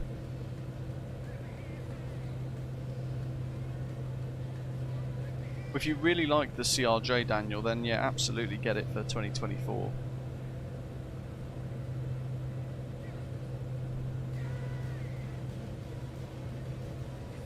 But it depends on what sort of flying you like to do. What aeroplanes you particularly like and all that sort of thing. We've all got our favourites and our preferences in the sim.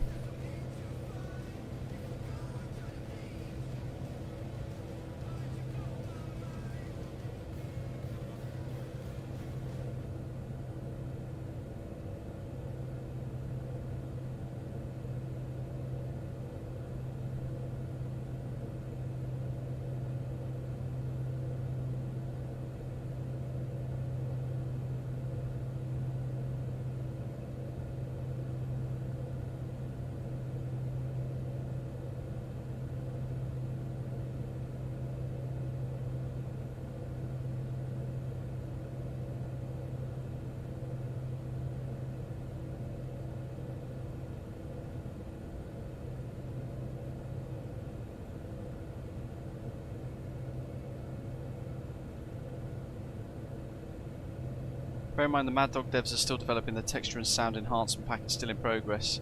Yeah, but it's been in progress since it got released, because I remember having that conversation with them. God, goodness me, when was it? Was it 2022? Some point in 2022 I think it was. And they were like, yeah, we're working, unfortunately our sound guy is not with us anymore, he's left. So we're working on the sounds, but the textures are already underway, work in progress. Watch this space, and they kind of like left it there, like watch this space, that sort of thing. So yeah, didn't really work out that well. And even then though, you know, they might release it say in 6 months time, but that's taking them 3.5 years or so, roughly, depending on when they do release it, 3.5 odd years, to release a texture update, which, let's face it, they could do quite quickly if they wanted to. And sound enhancement pack, fair enough, probably a bit more tricky, but again, I think they could pull their finger out their arse and get it done a lot quicker. And bearing in mind, it's still, I think it's still the most expensive aircraft add-on in the sim still.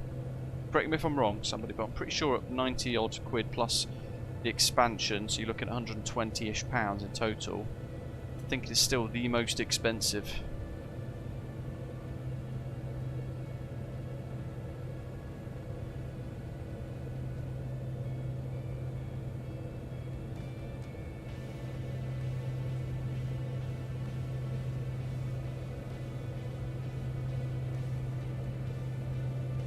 Speaking of sounds, I thought Echo 19 being a part of A350 sound hot overhaul, or thoughts on Echo 19 being a part of the A350 sound overhaul in a future update. Again, it's a strange one, isn't it? Because my understanding was Echo 19, I think, really they've come from the DCS world, right? It's the same developers, and they do like the F15 sound packs and that sort of thing, and they are phenomenal.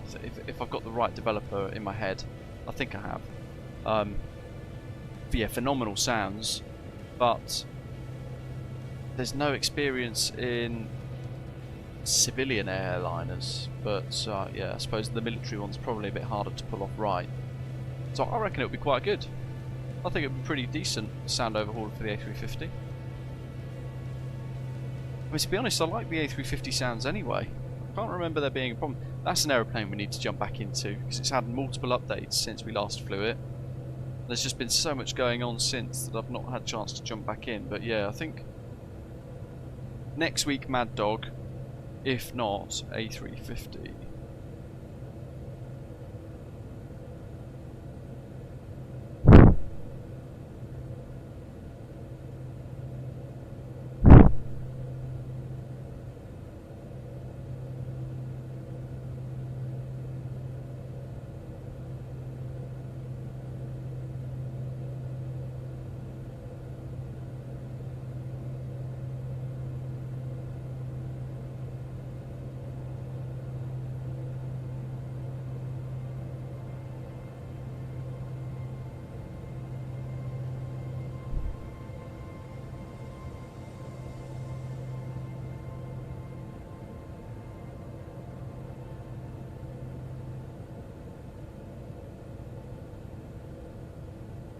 I think I prefer the way the 777 flies though, because it's a little bit more hands-on.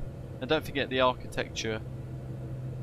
Maybe that's the wrong word, but the kind of the way that they both fly is very different, with the very advanced version of Airbus's fly-by-wire system in the A350, and then you've got Boeing being old school Boeing with that yoke and the feel of the aircraft. And yeah, if you roll right and then release the yoke, it won't hold that roll, whereas the fly-by-wire system will. So it's, yeah, very, very different. I don't think they can really be compared in the way they fly, necessarily.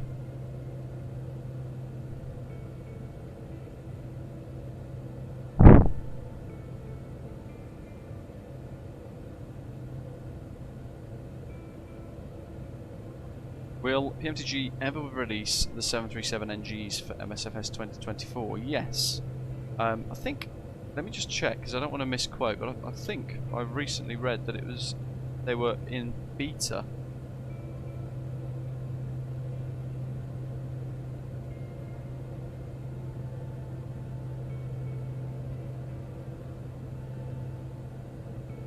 Do, do, do, do, do. 737 for MG for 2024. A lot of back of the housework is happening here, but not much we can show you at this juncture. I suspect the next major news on this project will be its transition to beta, which will coincide with some preview images. In the meantime, things are moving along nicely, and there isn't really much more to tell you. That's the official update as of the 6th of August from PMTG. So yeah, under development still, making good progress however, but not yet in beta.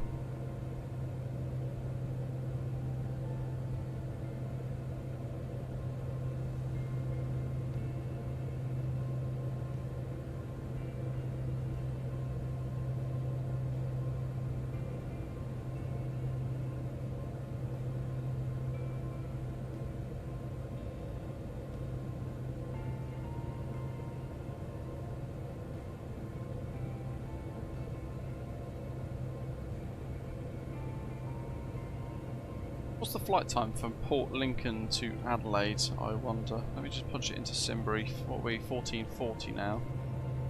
Or maybe we're not going to have time.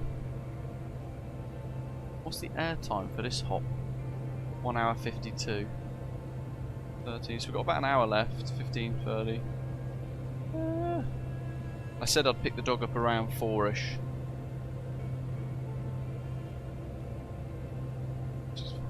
Part YPLC to YPAT in the C750. It is Citation X, whose profile's not really going to exist. Scheduled block time 1 hour.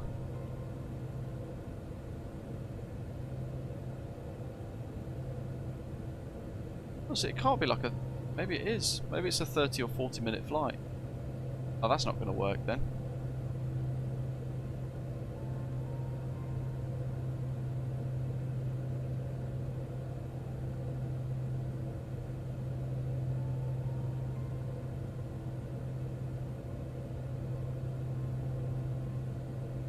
Crikey, that's longer than I thought.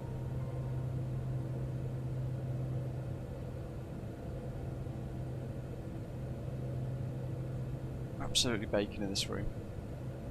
I've got air conditioning being installed in the house in a couple of weeks, so from not next week but the Tuesday after, so the final week of August, I've got scaffolding going up outside the house, some materials being delivered on the Friday, then on the 1st and the 2nd of September, and the 1st of September is BMW R1300 GS delivery day, very exciting. But yeah, so on the 1st and 2nd we're going to have air conditioning installed in the house. But pretty much when the heat wave will end, yeah.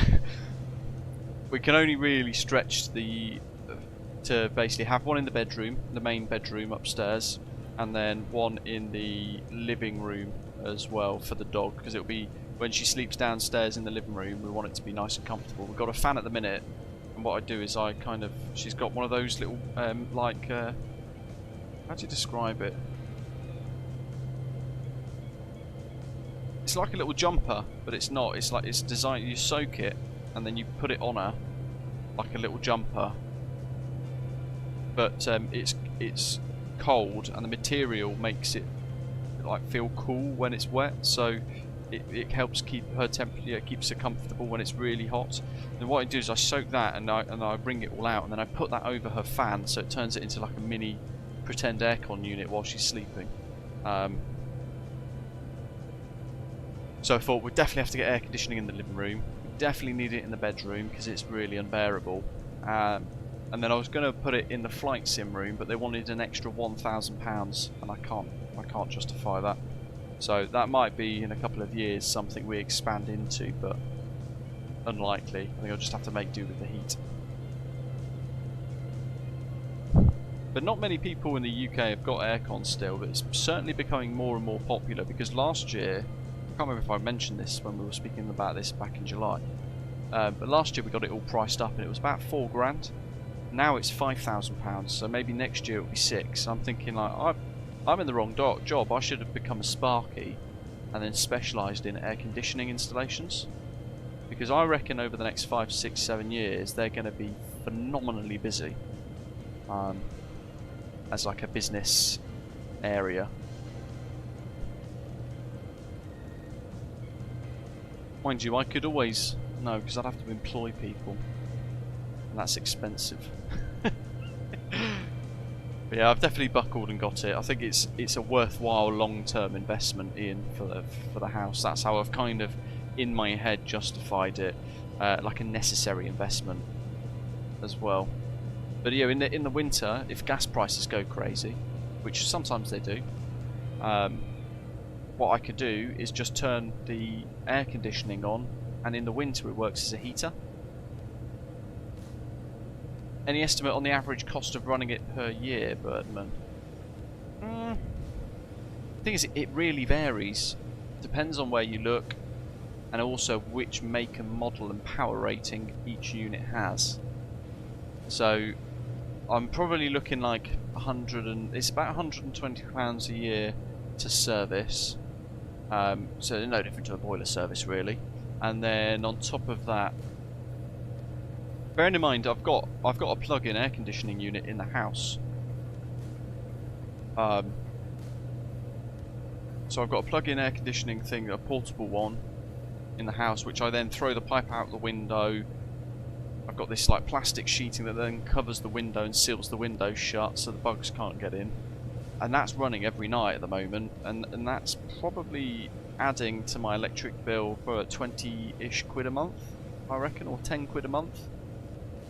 And from what we've worked out with the Bosch system that I've selected, it's effectively ever so slightly cheaper, if not the same, because it'd be a lot more efficient.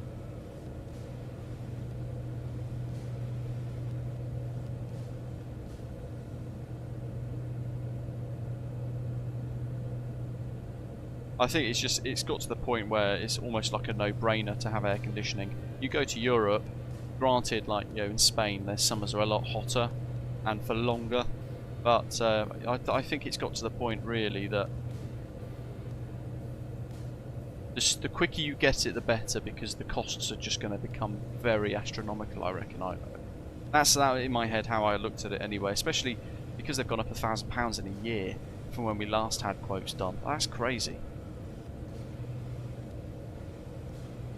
But it does depend on what you get. There's Daikin, there's Mitsubishi. I've gone for a Bosch unit, Worcester Bosch. They're quite new to the industry, but a bit more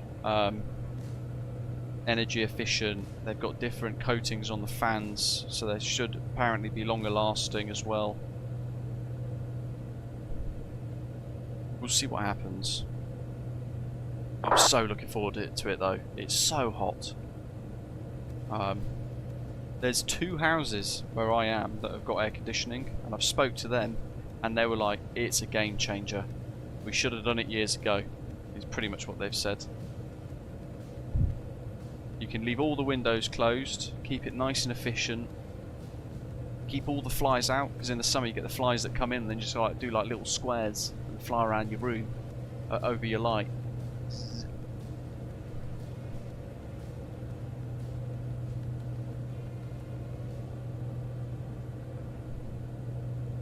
Very excited for it. I'm not sure if I'm more excited for that or if I'm more excited for the motorcycle. I think I'm more excited for the motorcycle, to be honest.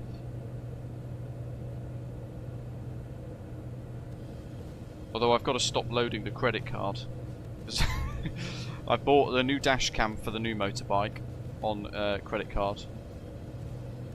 And I've just bought the Lone Rider top box as well on my credit card. But I've also still got £1.5 grand left to pay for the 5-year service plan, plus £200 for the trickle charger, or £150 for the trickle charger.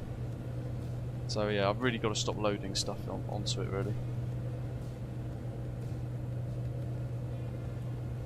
I put £5 grand on a credit card in about a month. In fact, it is literally a month. Oops. I paid off about £500.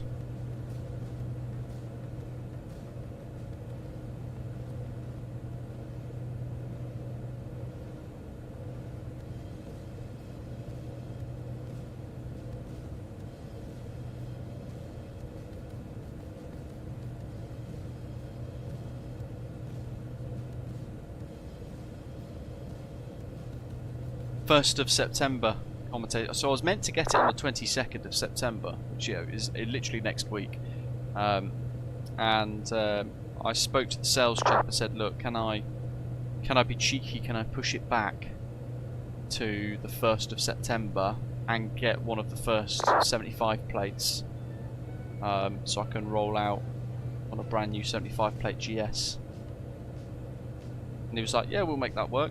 But he's throwing in an Acro double can, which is like £1,100, plus the smartphone cradle at £256 as well. So I dock my smartphone into the nav prep of the bike, effectively. I'll see if I can show you.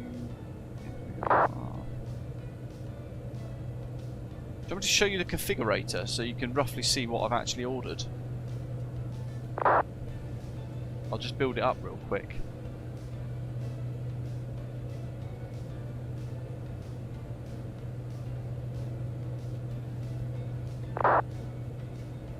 stand by. Just try and load the page up properly.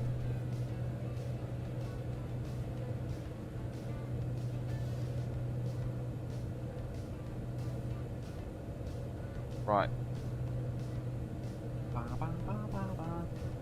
Cool. Ignore the price for now.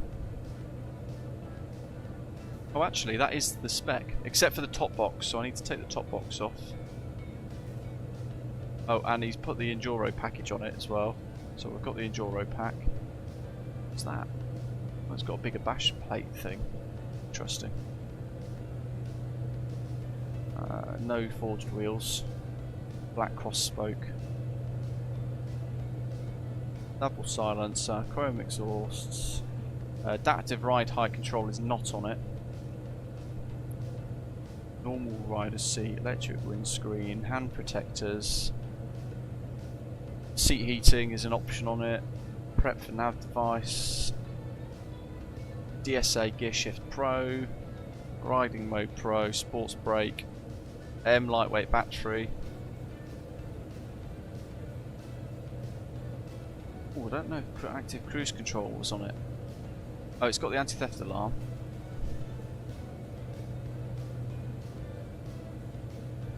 It's got Headlight Pro.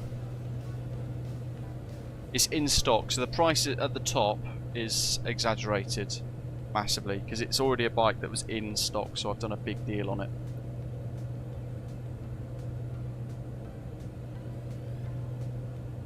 Top case carrier, left and right panniers.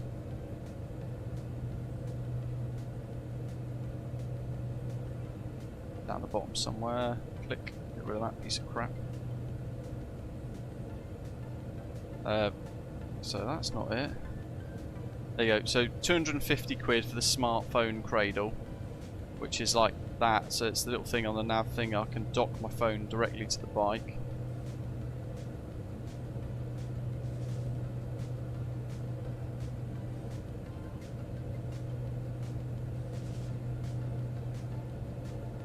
So yeah, there it is. Got the trophy blue.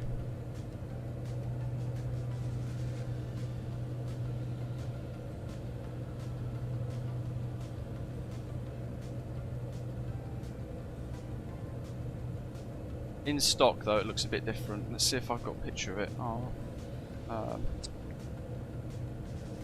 look at Auto Trader. Oh, I won't.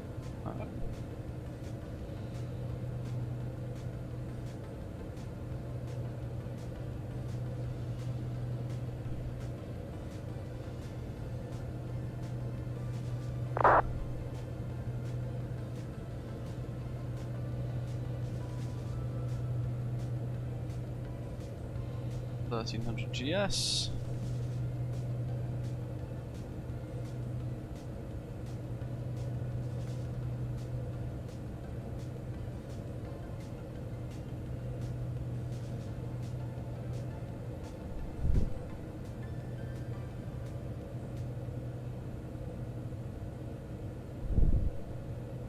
Interesting that none of them have got the Acro can on it, except for the Tramontana ones, which have got the cool green paint.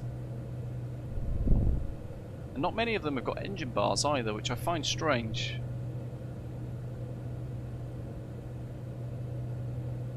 Has that got the Enduro pack on it? I think it might. Let's have a little look.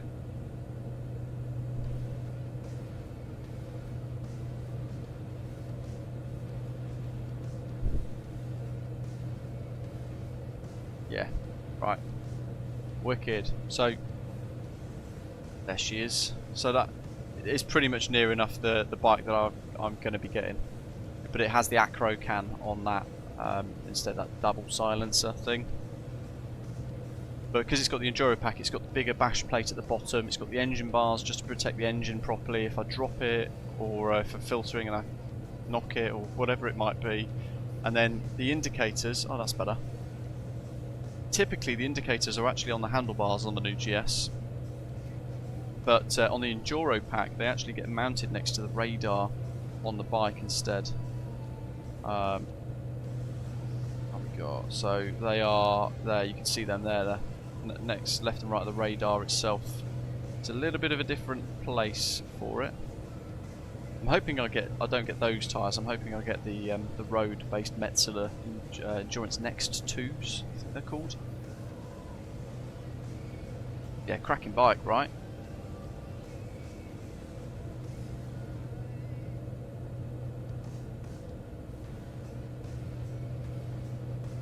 Oops.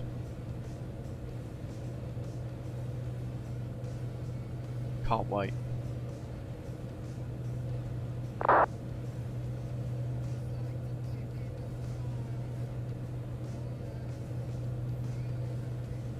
Near enough the exact bike that I've ordered. Yeah, it's got the Michelin Anarchies.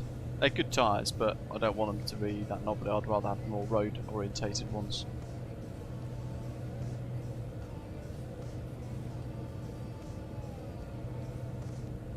Get different brake and clutch levers for the Enduro packs.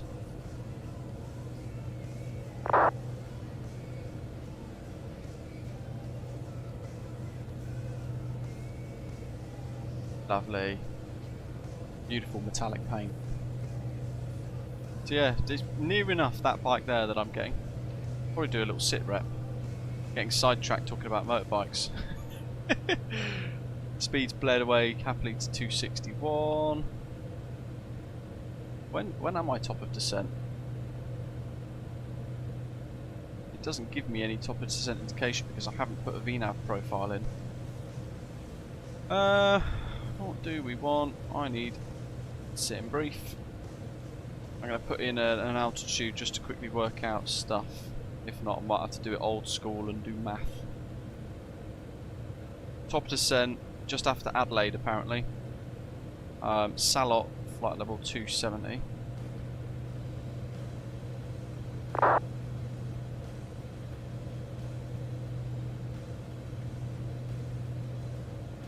Yeah, just after Adelaide. VATSIM, flight level. Well, it says 114.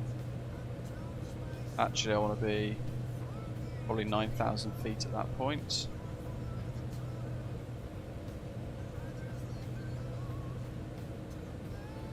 And then Port Lincoln says 1,500. Which I'll put in, because that might actually help then with a decent descent path all the way down through the range. So just after Adelaide.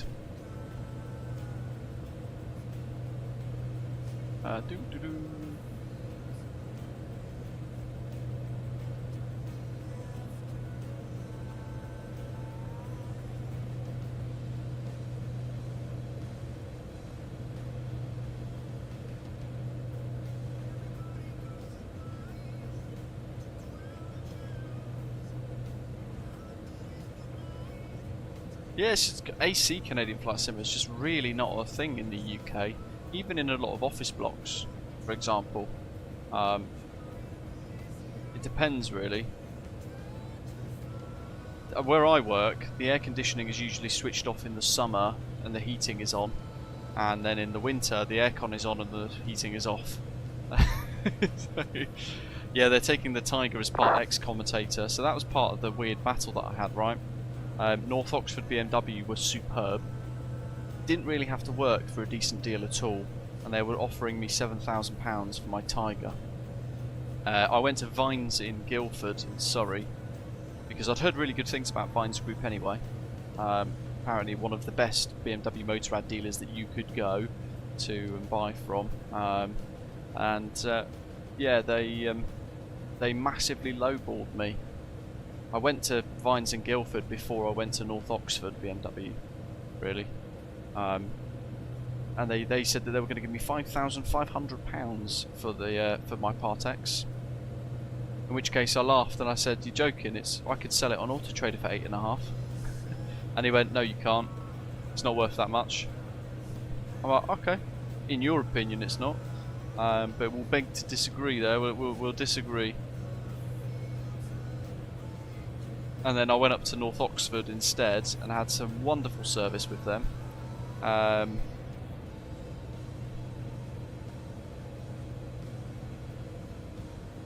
and ended up ordering a bike because I very much felt like I'd been looked after by them, which was rather nice.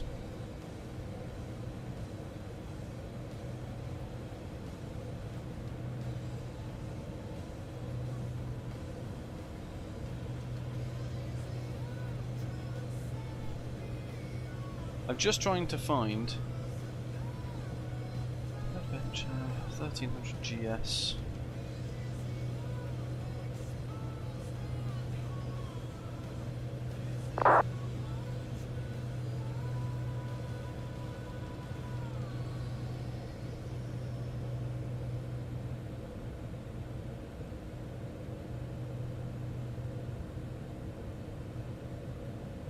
Oh, it's the GSTE, that's why.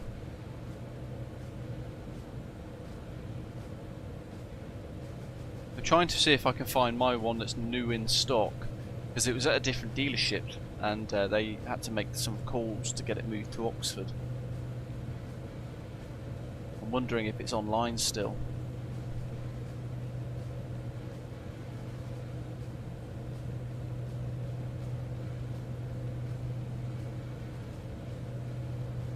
None of them have got acro cans. It's crazy. Actually, if I go on to options, no, it doesn't. Gear Shift Assist Pro.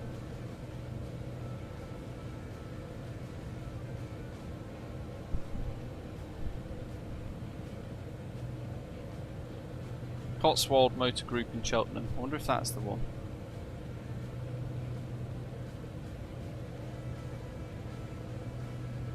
No, it's not actually, because that's got gold rims. I haven't got gold rims.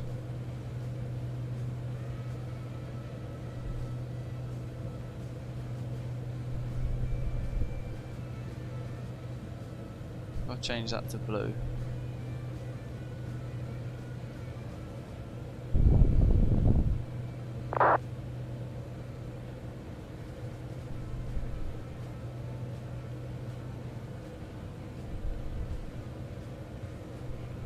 There's a big thing at the moment with the new GS's where they are basically selling loads of. They're really pushing the gold wheels on the trophy, and I don't know why. And they're quite nice. In the flesh, it looks really cool, but I think it's one of those things that you'd maybe get a bit tired of after a while. Yeah, so mine's not even appeared on there. Ah well.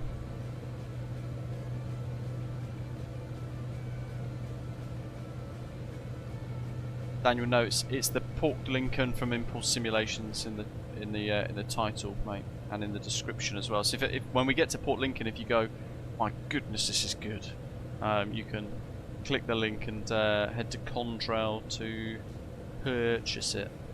Oh, we can go out. Dash cam view.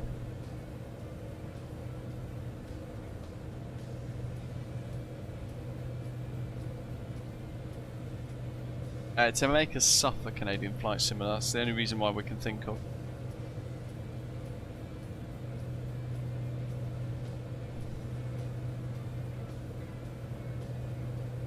I mean, some of our vehicles don't even have air conditioning, and we're wearing like 30 kilos of kit every day.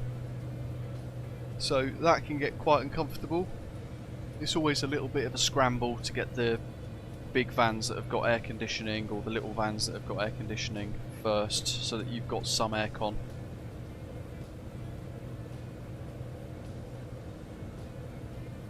But like in the summer when it's like this, I'll be at work. If I'm driving around doing stuff, keeping busy, shall we say, I could go through about 5 litres of water in a day, 6 litres of water in a day, just to try and battle against dehydration.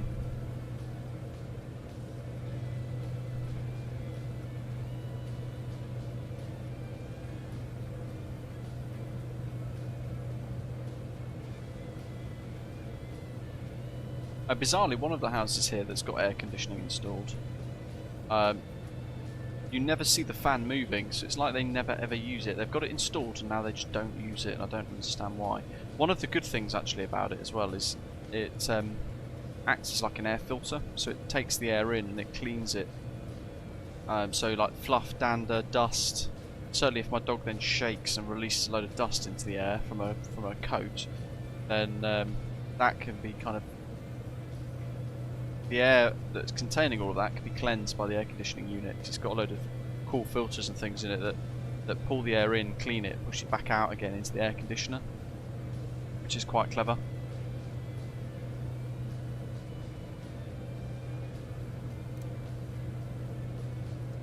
Right, about 80 miles to top of descent, folks, so let's get Navigraph fired up.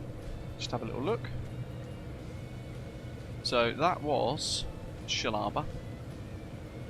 So we're going to be doing this. We are flying into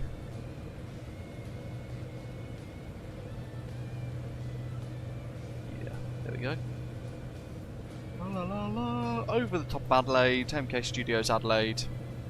We are going to be flying back over this little bit of water into PLC. So when we reach VATSIM, we're then going to go direct to Lima Charlie 2 Sierra Delta, and then we'll work on in. So effectively we want to be at Lima Charlie 2 Sierra Delta at 2,600 feet.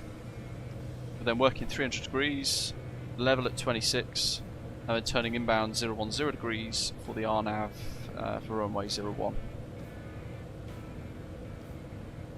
Transition altitude down the descent is flight level 110,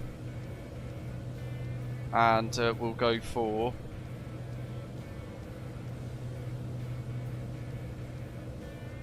circle approach.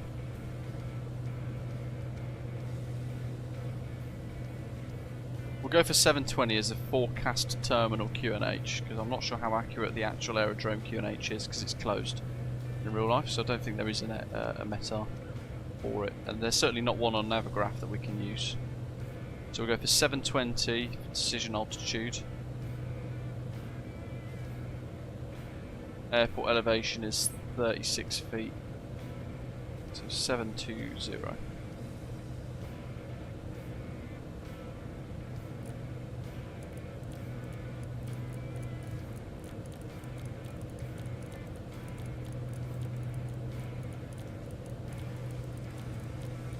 Cheers, Ian. 720. We can go into here. We've got to go to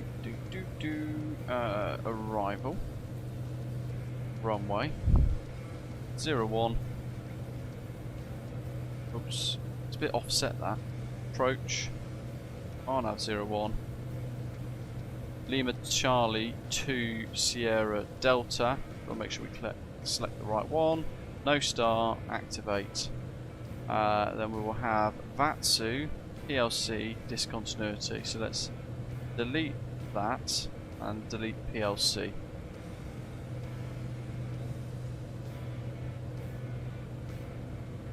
Lovely.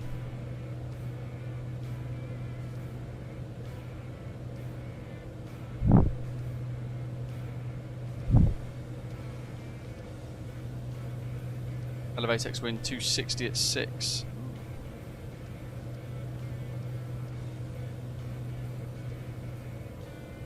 This is the layout of the airfield. So we might have a bit of a tailwind then.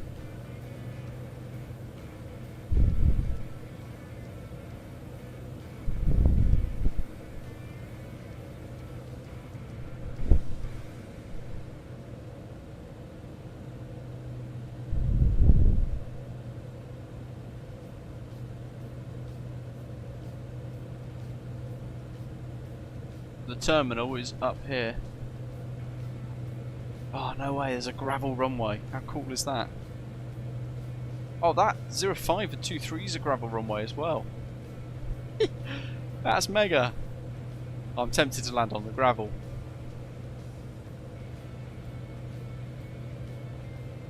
We probably can't really, can we, in this? Can this? No, I don't think this can do gravel touchdowns. So tempted. So tempted. Port Lincoln 389 for the NDB. Let's get that tuned in just in case.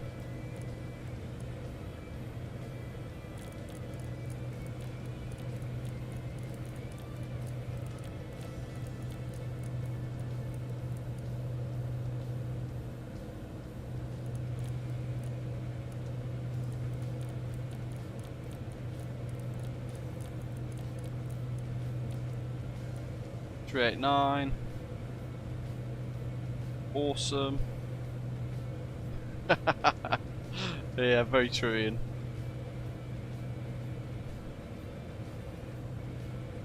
No holds, that's all good, that's all set. Perf page for descent.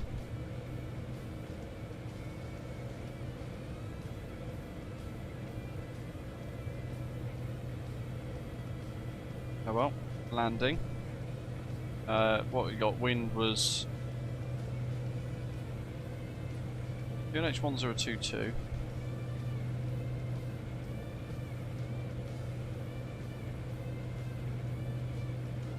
That just automatically updates. Temperature 7 degrees. Wind 260 at 6.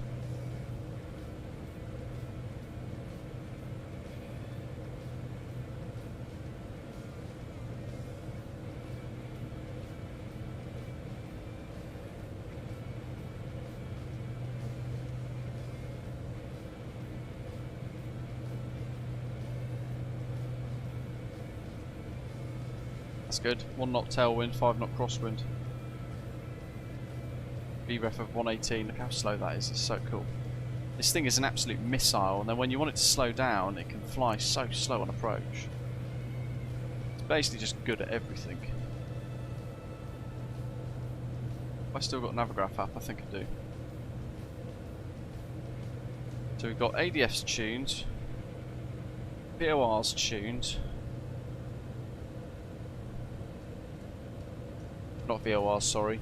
NDBs.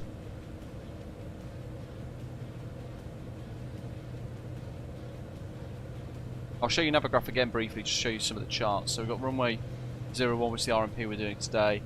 There is RMP 19, which is the opposite direction. And then the NDB Alpha for an unspecified approach, which most of them will do, I'd imagine, if they're flying on the gravel tracks.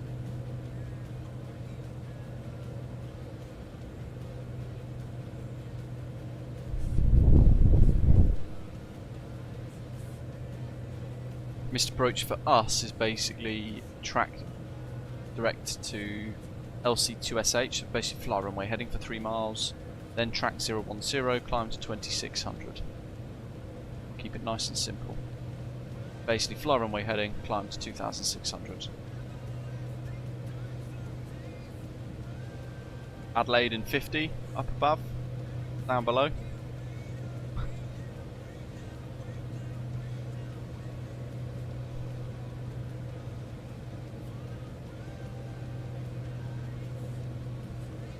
Going to be underneath all that cloud.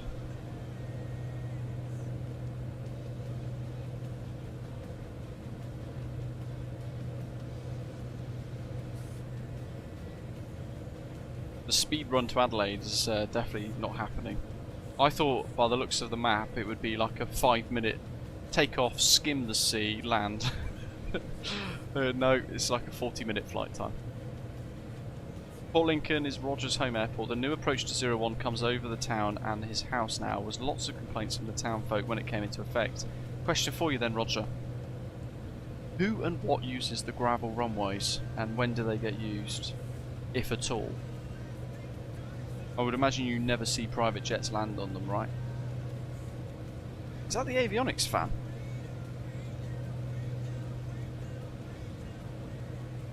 I think it is. Just noticed that. Yeah, 40 minutes. Yeah, the speed run doesn't work with that then.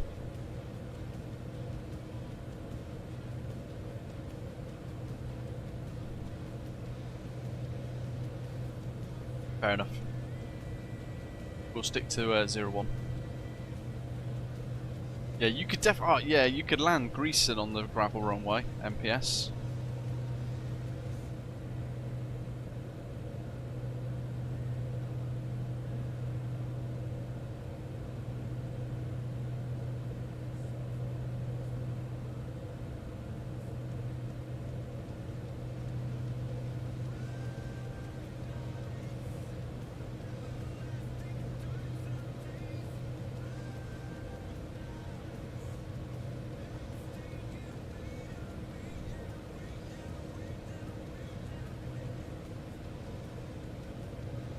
Fair enough. Very limited selection of aeroplanes.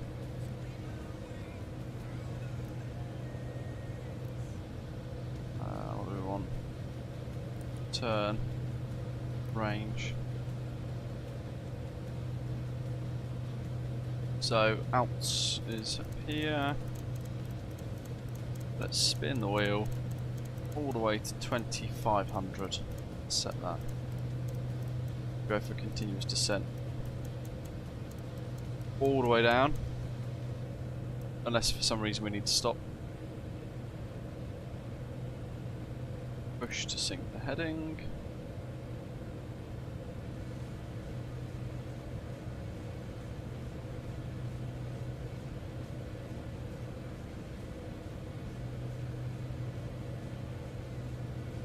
Adelaide's going to be locked in that blanket of cloud. In fact, it might be. Can we see it? There it is. Just down there by the bay.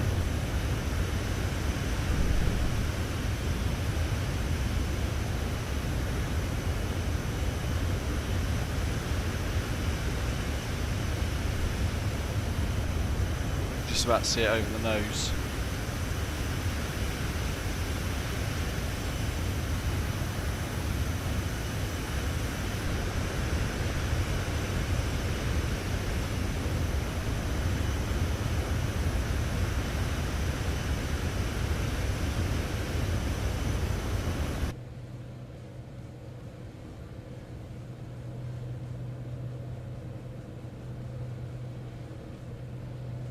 See if we can spot it from the first officer's window. Should just about. There we go. Bit blurry from all the way up here.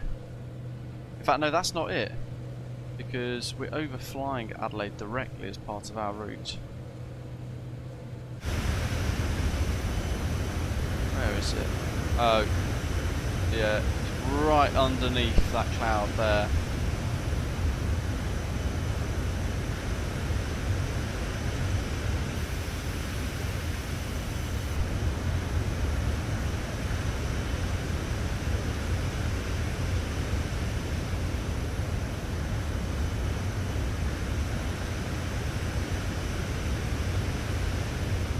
There it is.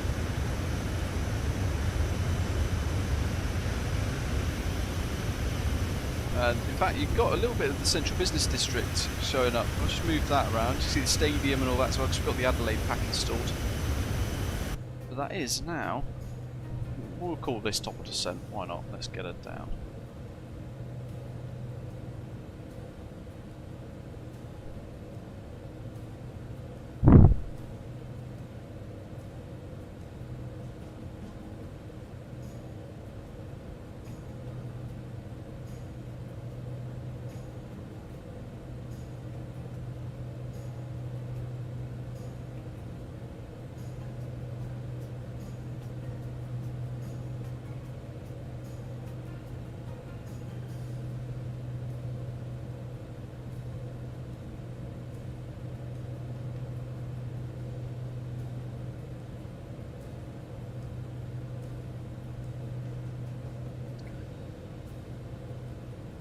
Tempted to see how VNAV will work.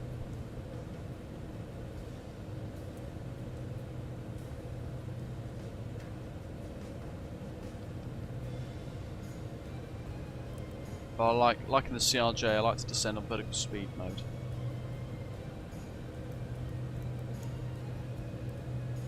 Go for 800 feet initially, just to ease us in. Bring the power back.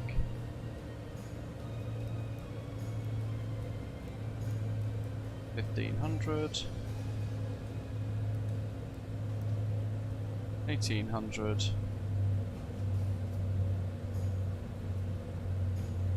I don't mind the speed slipping upwards, because the VNE tape's going to slip upwards as well.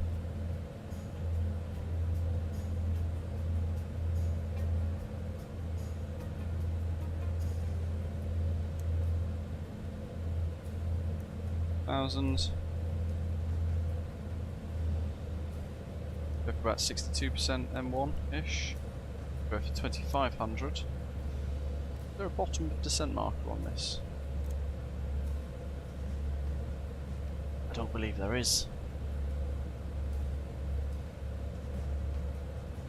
100 miles to VATSIM.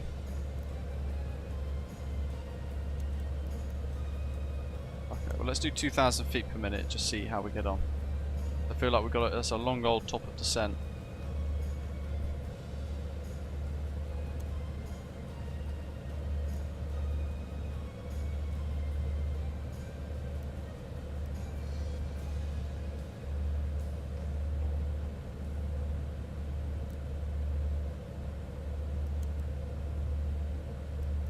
We'll do 13. We'll see if we can trigger top of descent then, just to see what it does. Because the last time we flew it, we didn't do that. We kind of just preempted it and then started the descent early. That's a point actually. Left and right windshield anti-ice switches. Both on. Side window vent knobs closed.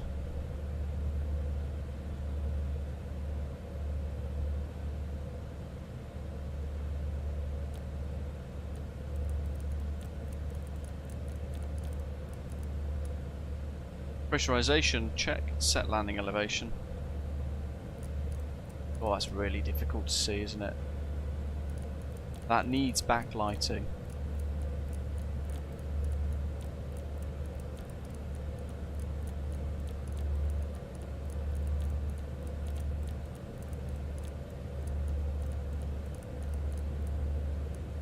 It's a little notch above 0. How's the speed doing?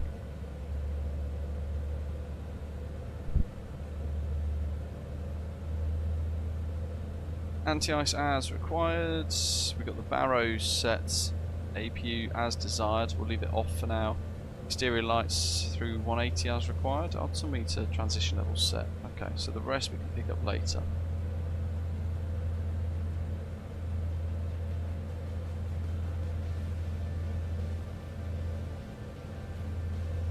Gotta be hitting this top of descent marker soon, right?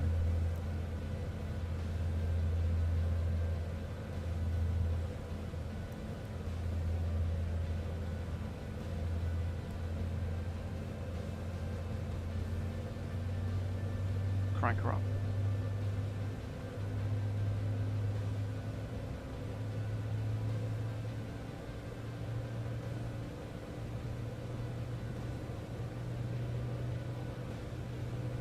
I'm actually going to put VNAV mode just to see what it does. VVS, so that looks like we've got a VNAV path. Let's see how that works.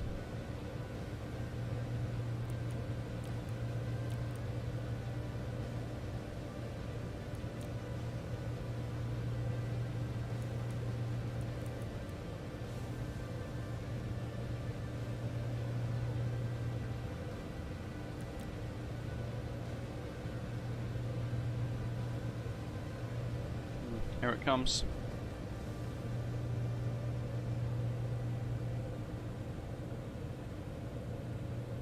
This is a feature we didn't get to test out last time.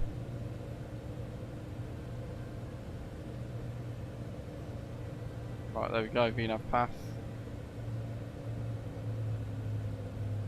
Ooh, look at that.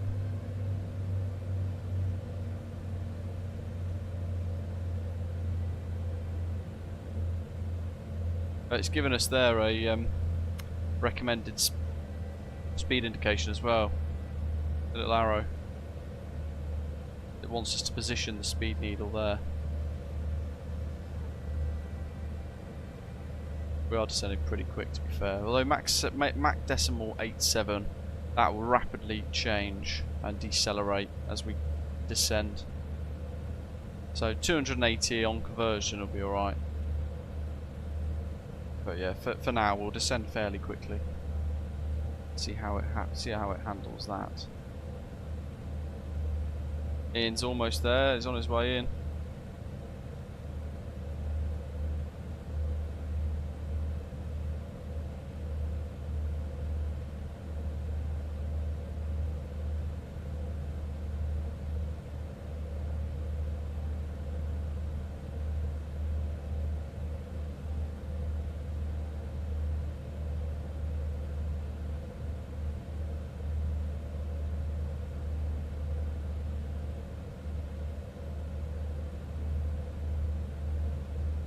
dropped into something else. Full cost feed off. Flight instruments check set. Switches on.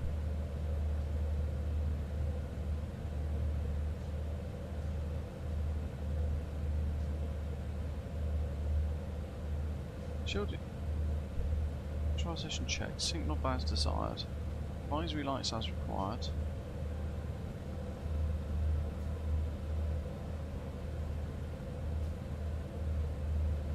Approach engine sync knob off. We haven't turned it on today. Right, interesting. So, isolation valve, for example, there is not a single mention in the checklist, in the full checklist, about the position of the isolation valve.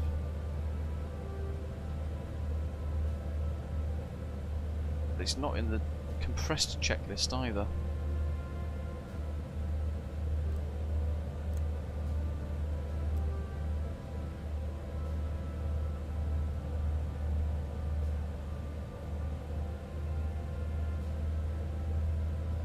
There we go, Mach 80's caught up to our speed. Sometimes it's easier to just do that rather than like idle the throttle, chase the speed.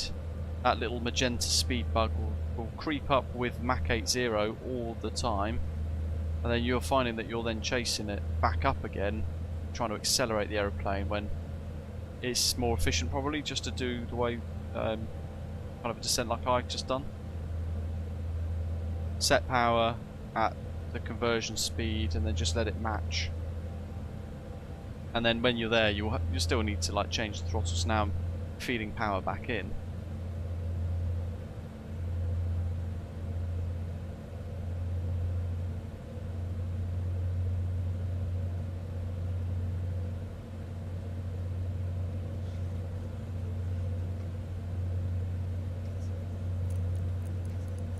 None of the lights except for the backlighting there work properly.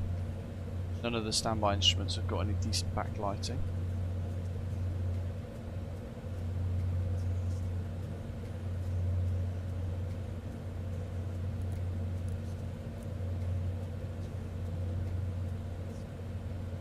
That's a point.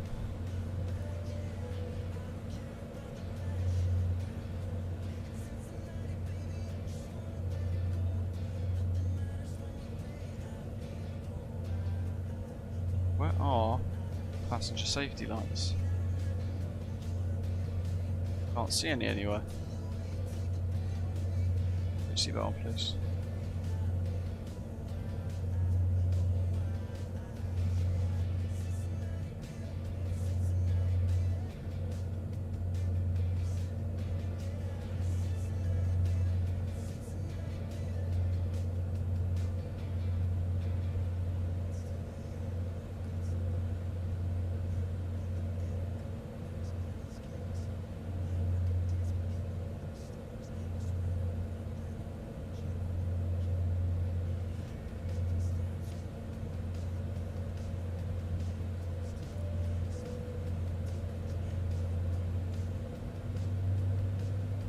Speed's washed off pretty quick. Speed coming back up again. So now I put the seatbelt signs on. There we go.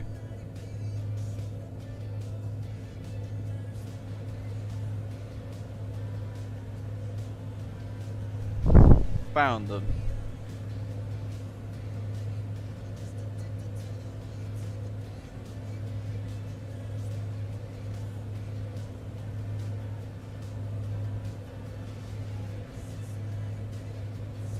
Big thank you to everyone as always for tuning in wherever you are in the world.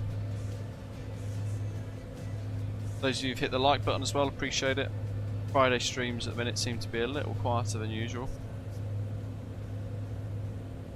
But then certainly in the UK the weather is brilliant, so a lot of people outside enjoying the weather. Norm, norm, norm, fuel boosters norm, FlightFX norm, standby power still on. Leave that on, they're all good. Windshield air on, why not?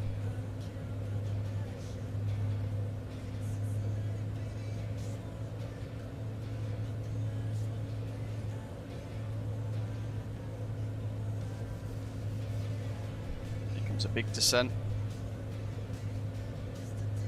Job I turn the seatbelt signs on.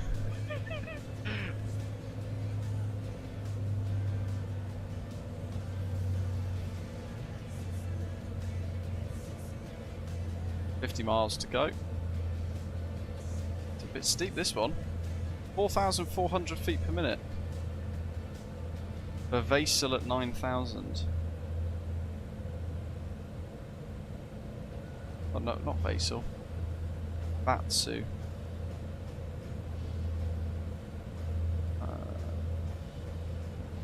Do flight level 110.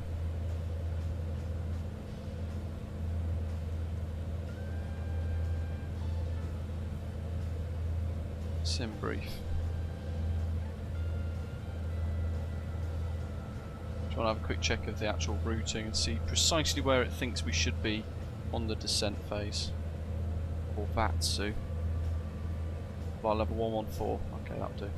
Right, so we've changed that. We've got to just go back into VPath.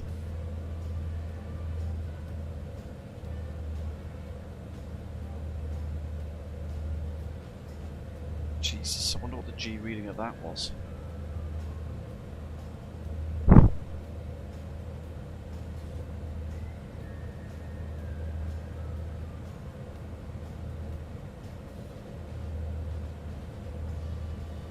Never been to this part of Australia before, Port Lincoln. Excited to check it out.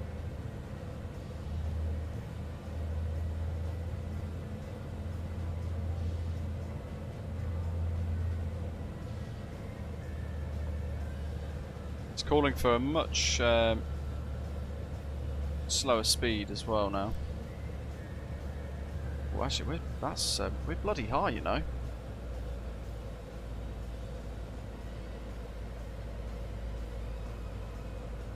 Svina Path got it. 8,000.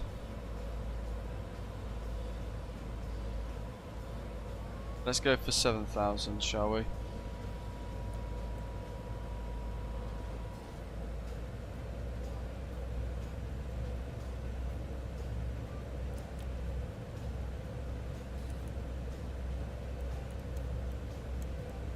It's going to want vertical speed to actually catch up now with the profile that I've now asked it to achieve. But we'll also keep the speed about 230.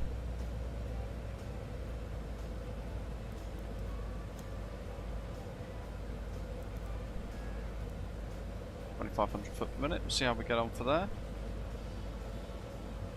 QNH was in the chat earlier, wasn't it? It's 1022. Brilliant. Just make a quick note of that. 1022.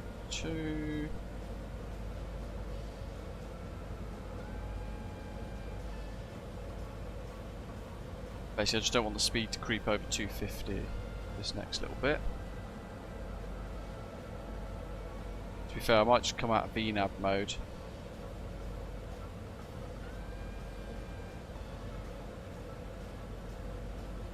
Roll at 43%, it's holding that quite nicely. Fairly steep. Not mega steep. Certainly looks it though, doesn't it? Because we're in such a small aeroplane.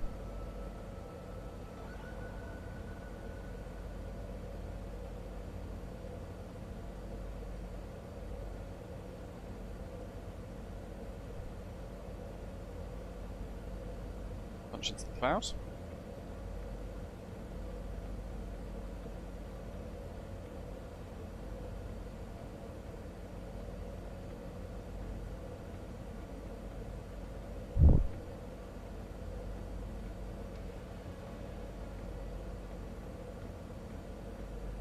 Anything to look out for, Roger, on the descent into Port Lincoln? Coming in over the town?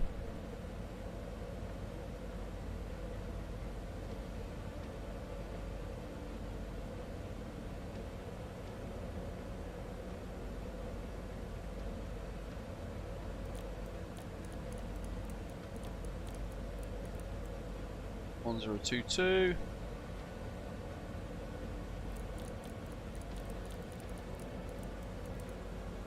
$1022. Port and silos and passenger ship. And that's all part of the impulse simulation scenery, right? Look at at these clouds. Amazing. So, 25 miles to 2,500 feet. It's more than achievable. Through 10. Let's get all the lights on.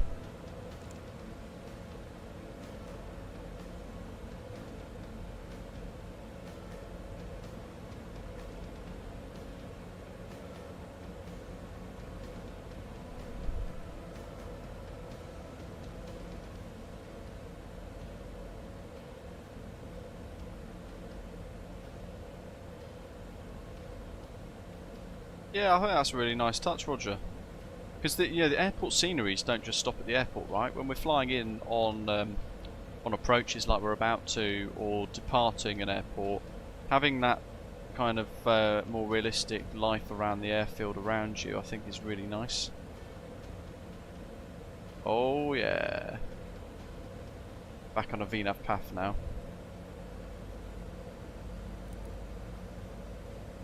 What I might do is just let the aeroplane just drift a little lower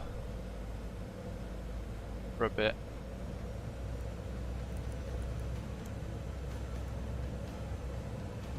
So we try and get the visuals in quicker. Port Lincoln. Yes, it does have to have the port. Good point. Port Lincoln traffic. Osprey 165 Cessna Citation X. QNH 1022 passing VATSIM inbound for the RNAV. Runway 01 approach, all port base. Port Lincoln traffic.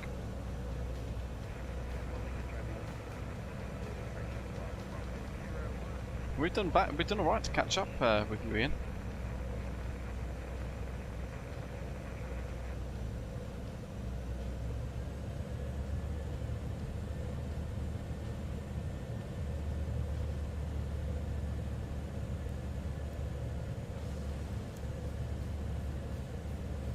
$812. Yeah.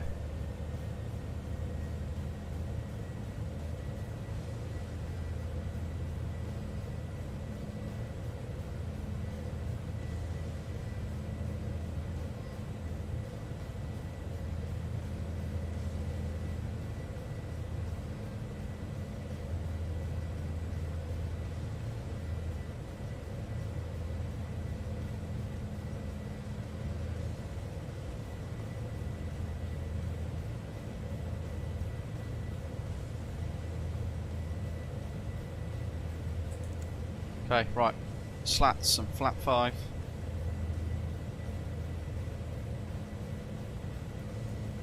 Where's my checklist? Let's get rid of the music.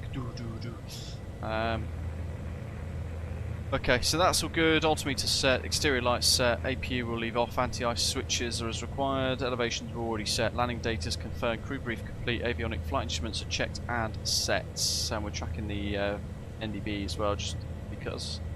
Minimums are set to 720 feet altitude. Fuel cross-feed switch is off. Exterior lights as required. Flaps and slaps currently 5, extending to 15 shortly. Passengers are briefed. Seatbelts sorted. Doors done. Pass safety. Left and right ignition switches are in norm.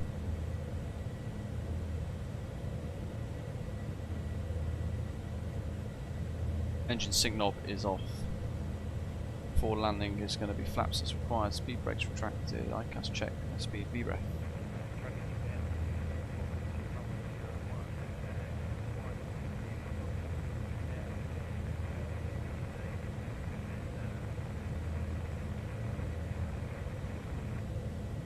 Roger, cheers mate. Just about got that. Basically, crosswind and a tailwind is a bit of a sod. that's the crux of what I got. I think that sums it up. This is cool. What a time of day as well to arrive. Let's punch out through the glass. Oh, yes.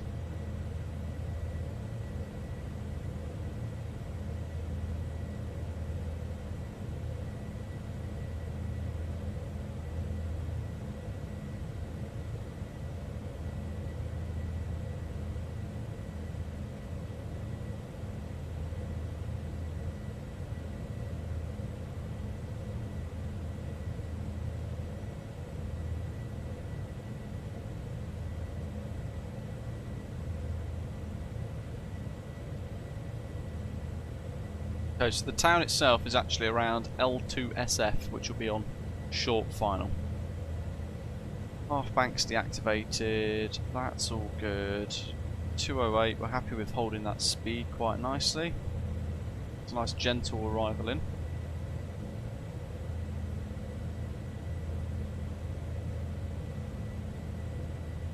And we're looking for the silos and the ships, which are over there somewhere.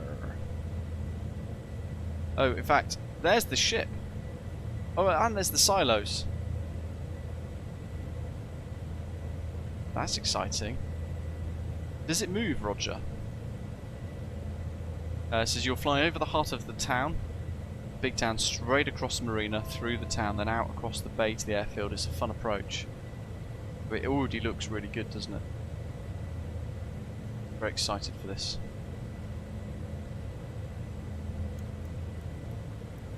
So we're nice and low. Just push a little bit more power in. Don't want to slow down too much. I know I've got Zato behind. Oh, there's a bit of asymmetric thrust then. Strange.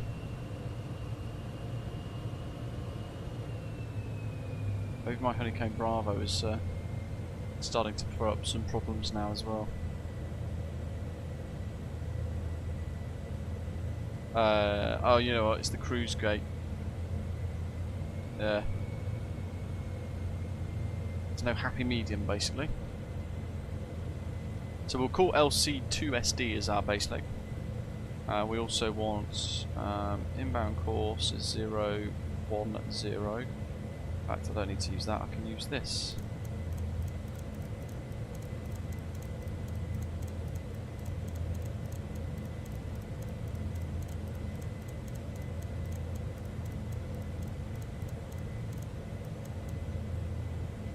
Set.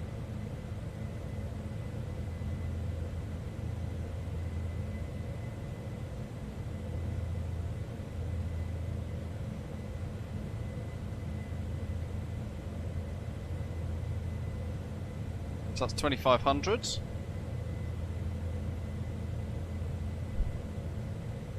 Starting to get a good view of it now from a distance.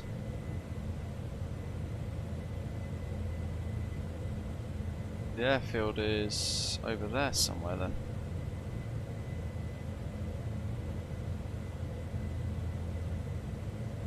That's a cool detail.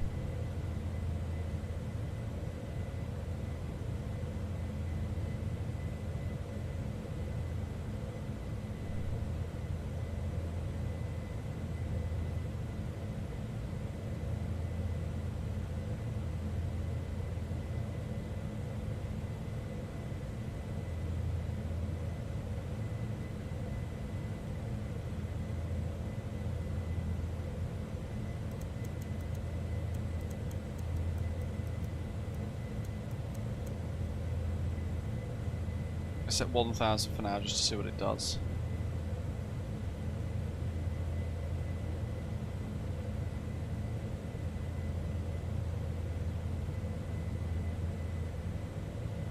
Four-legged traffic, Osprey 165 is now turning base, runway 01 to land. The top of the descent mark seems to do its own thing, doesn't it? It's reappeared again.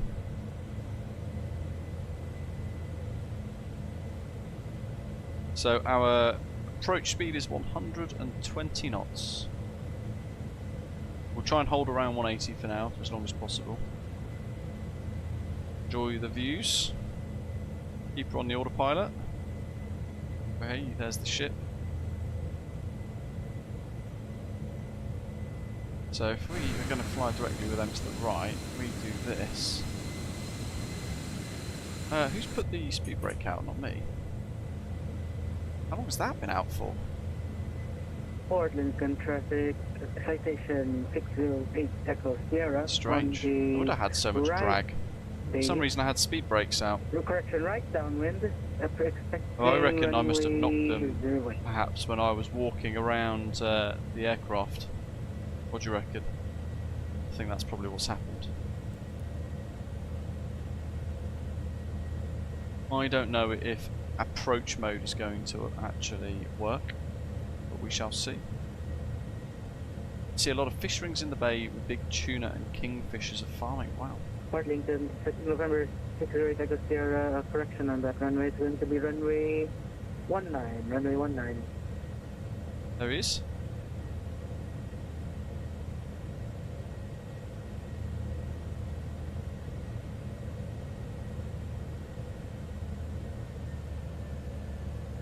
Port looking traffic, Osprey 165 is now final runway 01 to land. It's hard to say it was on runway 19.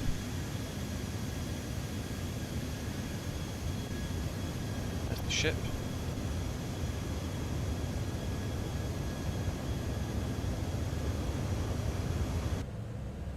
Speed. Lap 15. Oh. That's very weird. Okay. All good. 180. Gear down. And part of the Bit more traffic, power. Citation November 60 Echo Sierra, we're making runway change, expecting runway 01 visual approach. Jeez, look at that. That's pretty cool.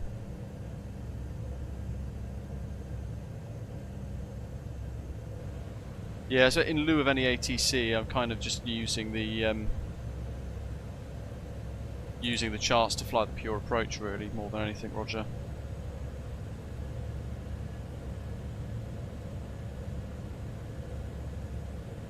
Look at that.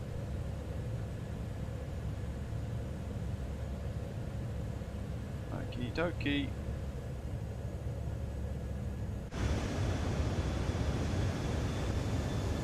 She is. Parking to traffic, Citation 60 Echo Sierra, turning right base, we will call turning final, runway 01, traffic. Awesome. Oh, this thing handles so well. 1650s next. Right.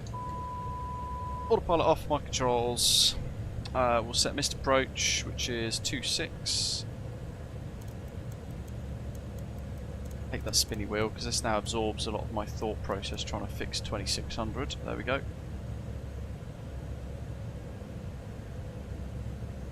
Port link is Unicom in real life too. Oh, that's awesome. So it doesn't have a control facility. Roger's down there. Let's give him a quick little party, light show. There you go.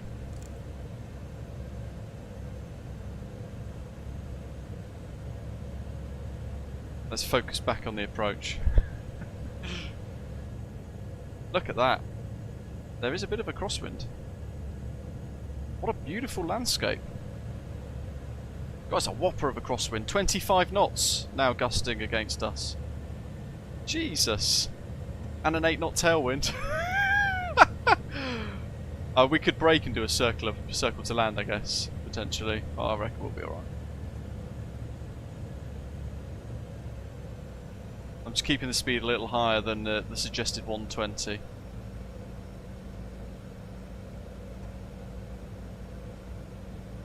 Still 20 knot crosswind, 4 knot tailwind, so that's in limits.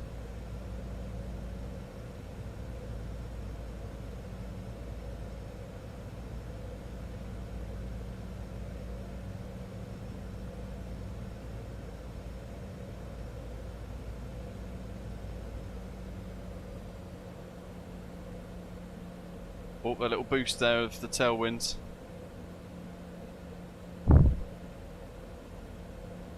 I know we've got 4 white, but we'll crack on as we are for now.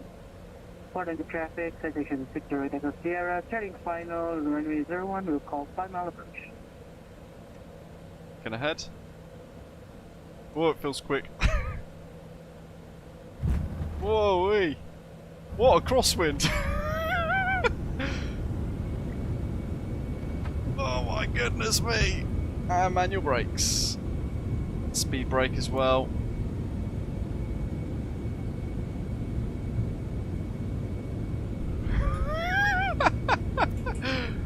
That's brilliant. Oh, we've got a backtrack. Chopping neck.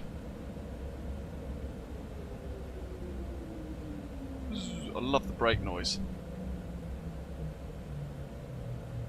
Port traffic. Osprey 165, backtrack at 01. Okay, speed brake. Flaps. Sort flaps out. Parking in traffic, citation 608 Echo Sierra, field inside at our south clock position, around 6 miles from the runway.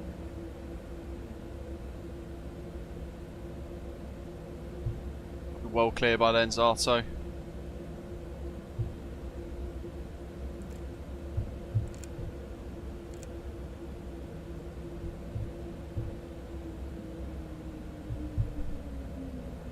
Welcome, welcome, welcome.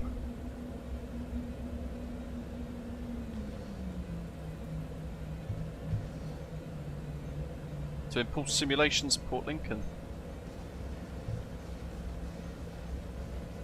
Port Lincoln traffic, Osprey 165 has vacated runway 1. Taxi into the apron. Thank you very much, citation 608 Echo Sierra, 5 mile final runway 01.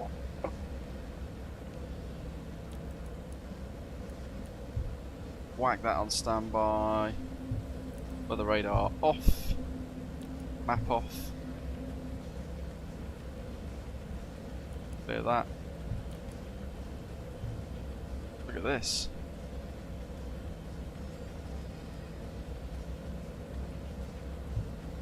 I'm just going to really quickly. Oh, I forgot the landing lights and the strobes. That one. That one, that one, oh, that one. Just going to hold her on the brakes here. Park brake set. Wiggle across here. Reset the drone camera. We've got to try and spot Zato. Look at this runway. We should have landed on this.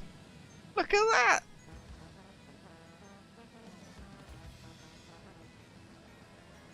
That's awesome.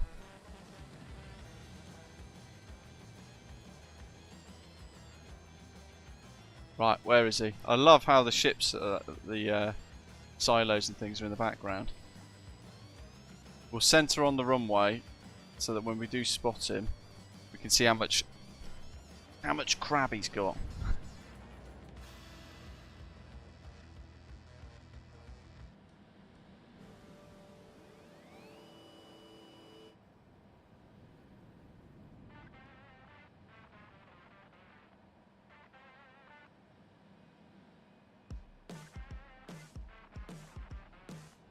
See if I can spot him on Elevateex. He's very short final.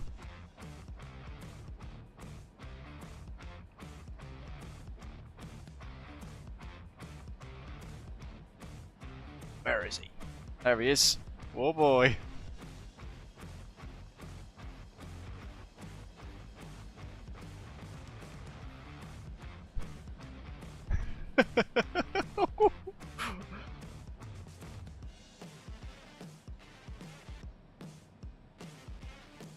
Testing our metal today, haven't we? For sure. Whoa! Easy, fella.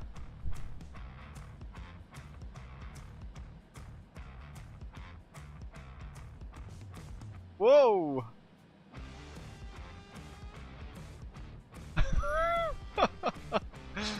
She's down. I think we can hear the screams from Adelaide. Oh boy.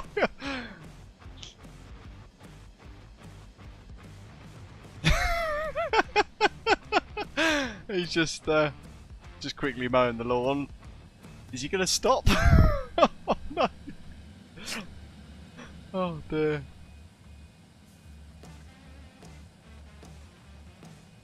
Well saved.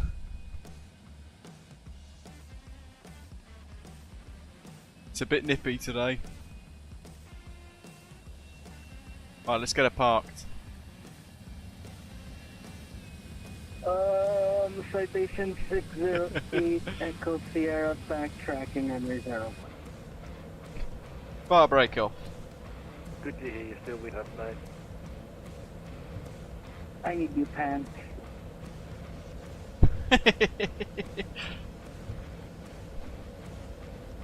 Right, what have we got? Let's see, I think. No idea where we can park here. What the? Oh, got you. Well, let's do a little wiggle wiggle and we'll make it a sharp turn.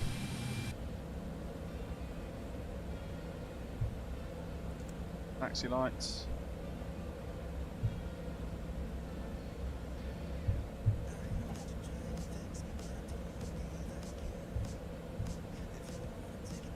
Afternoon, Mark. How you doing, mate? Welcome, welcome. Oh, look at that puddle. That looks very good. First little look at Port Lincoln Airport.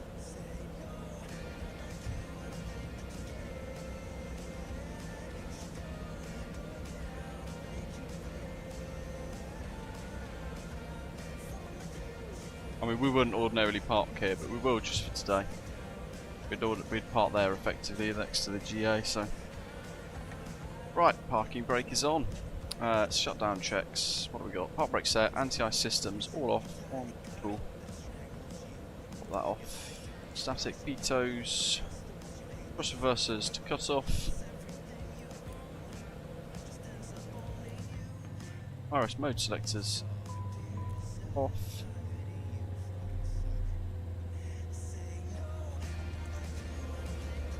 Probably put the AP bleed on. That's not even in the shutdown checks. Advisory lights off. Quarter cage. Avionics. ICAS. Avionics off. Emergency light switches to the armed position. They already are armed. Gravity cross flow off. APU master switch off. Well, we won't turn those off. What we will do is turn the anti-collision lights off. Recognition lights off.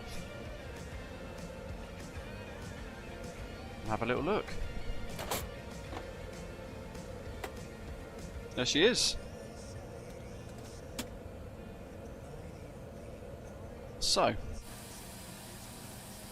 let's turn this camera debris down.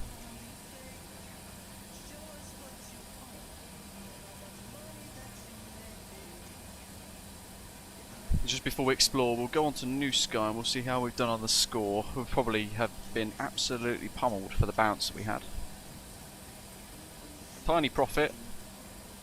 10 though, for the score. Happy days. Great touchdown in challenging conditions. Oh, well, that's surprising. I'm happy with that. Look at this.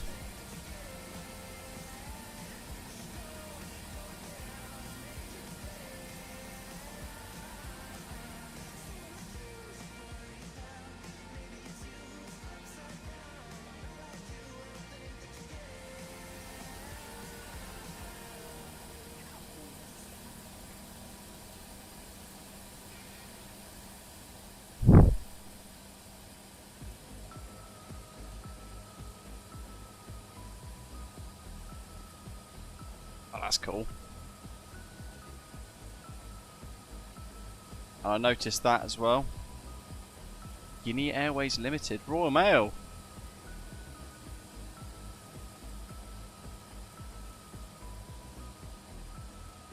This is brilliant. So some of the bits in this are an update that's coming imminently to those of you who already own the Impulse Simulations Port Lincoln Airport scenery. I'm not sure where the differences or tweaks are. A couple of little missing textures and things here and there apparently. Or little tweaks to be made that he's sorted out. Check-in desk. Mega.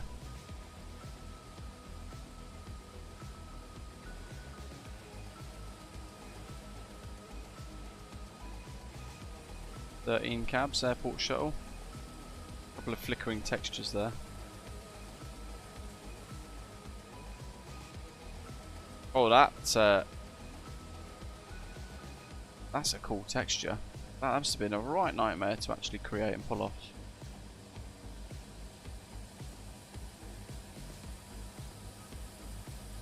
Yeah, that's wicked. He's waiting for his fare.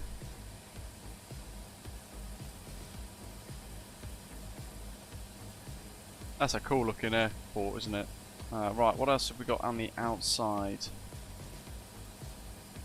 Cool little car park. We'll have a look at the gravel texture runway shortly as well. Is it cheap to park here? Oh, you can actually read it.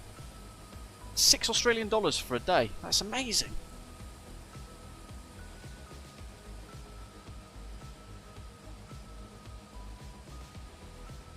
There he is. Pulsing.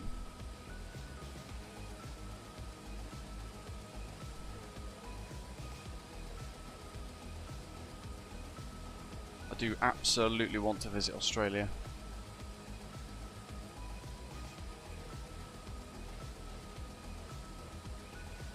The Erie Peninsula. Is it Erie? How do you pronounce that? U-I-R-E. Beautiful little signage there. Look at that.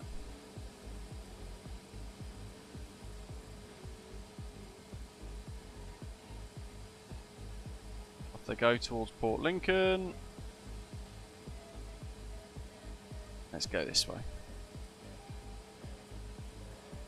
Is it Barry Avenue? Random tree there, but that's easily moved. Tuna City Aviation. Oops. Little typo there on the sign, unless it is correct.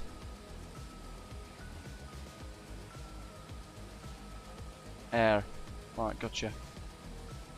Thanks, guys. Ah, look at these little aeroplanes.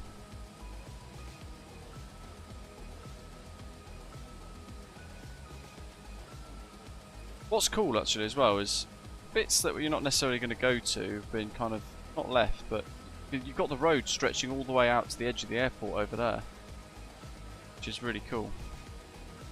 Aerotech. Are these like crop sprayers? I think they are, aren't they? Fire bombers and spray paints. Awesome. Actually, look how good this ground texturing looks like as well. It's really impressive. I assume the right arrow there means that it'd be a right-hand circuit, so you see that after takeoff. Or does it mean you vacate down the end and then turn right? This runway looks awesome.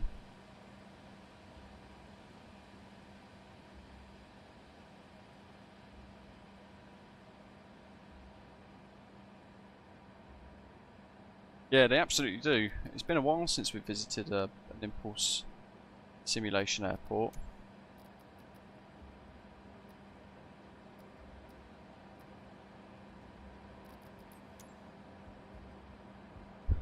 Let's see.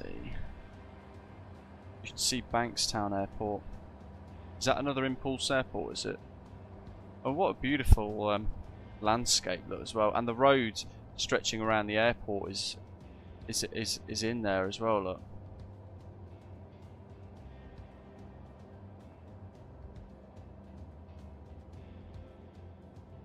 A couple of little windsocks dotted around.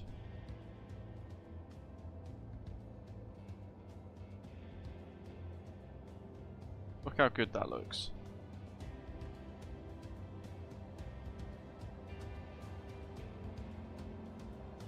Off in the distance. There's the ships and the silo. I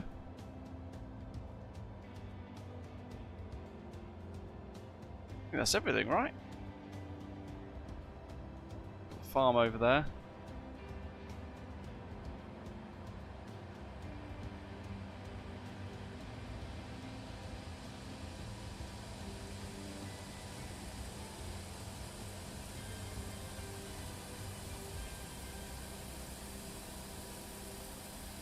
Port Lincoln Flying Club.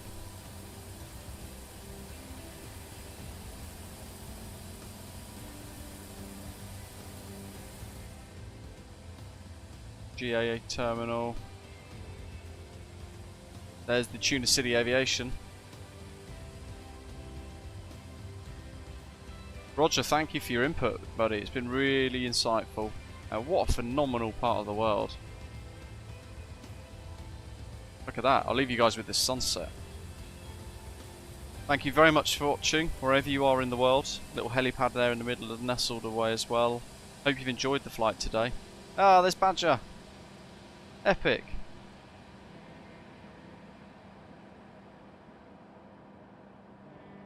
A very enjoyable route, Shellharbour to the new Impulse Simulations Port Lincoln for Microsoft Flight Simulator. If you want to get your hands on this scenery, it's payware. The link is in the description down below, so you can head over to Contrail and get it there. But in the meantime, as always, thank you very much for flying along. Don't forget to hit like before you head off. And I'll see you probably at some point next week. Have a great weekend and a fantastic week ahead. See you later.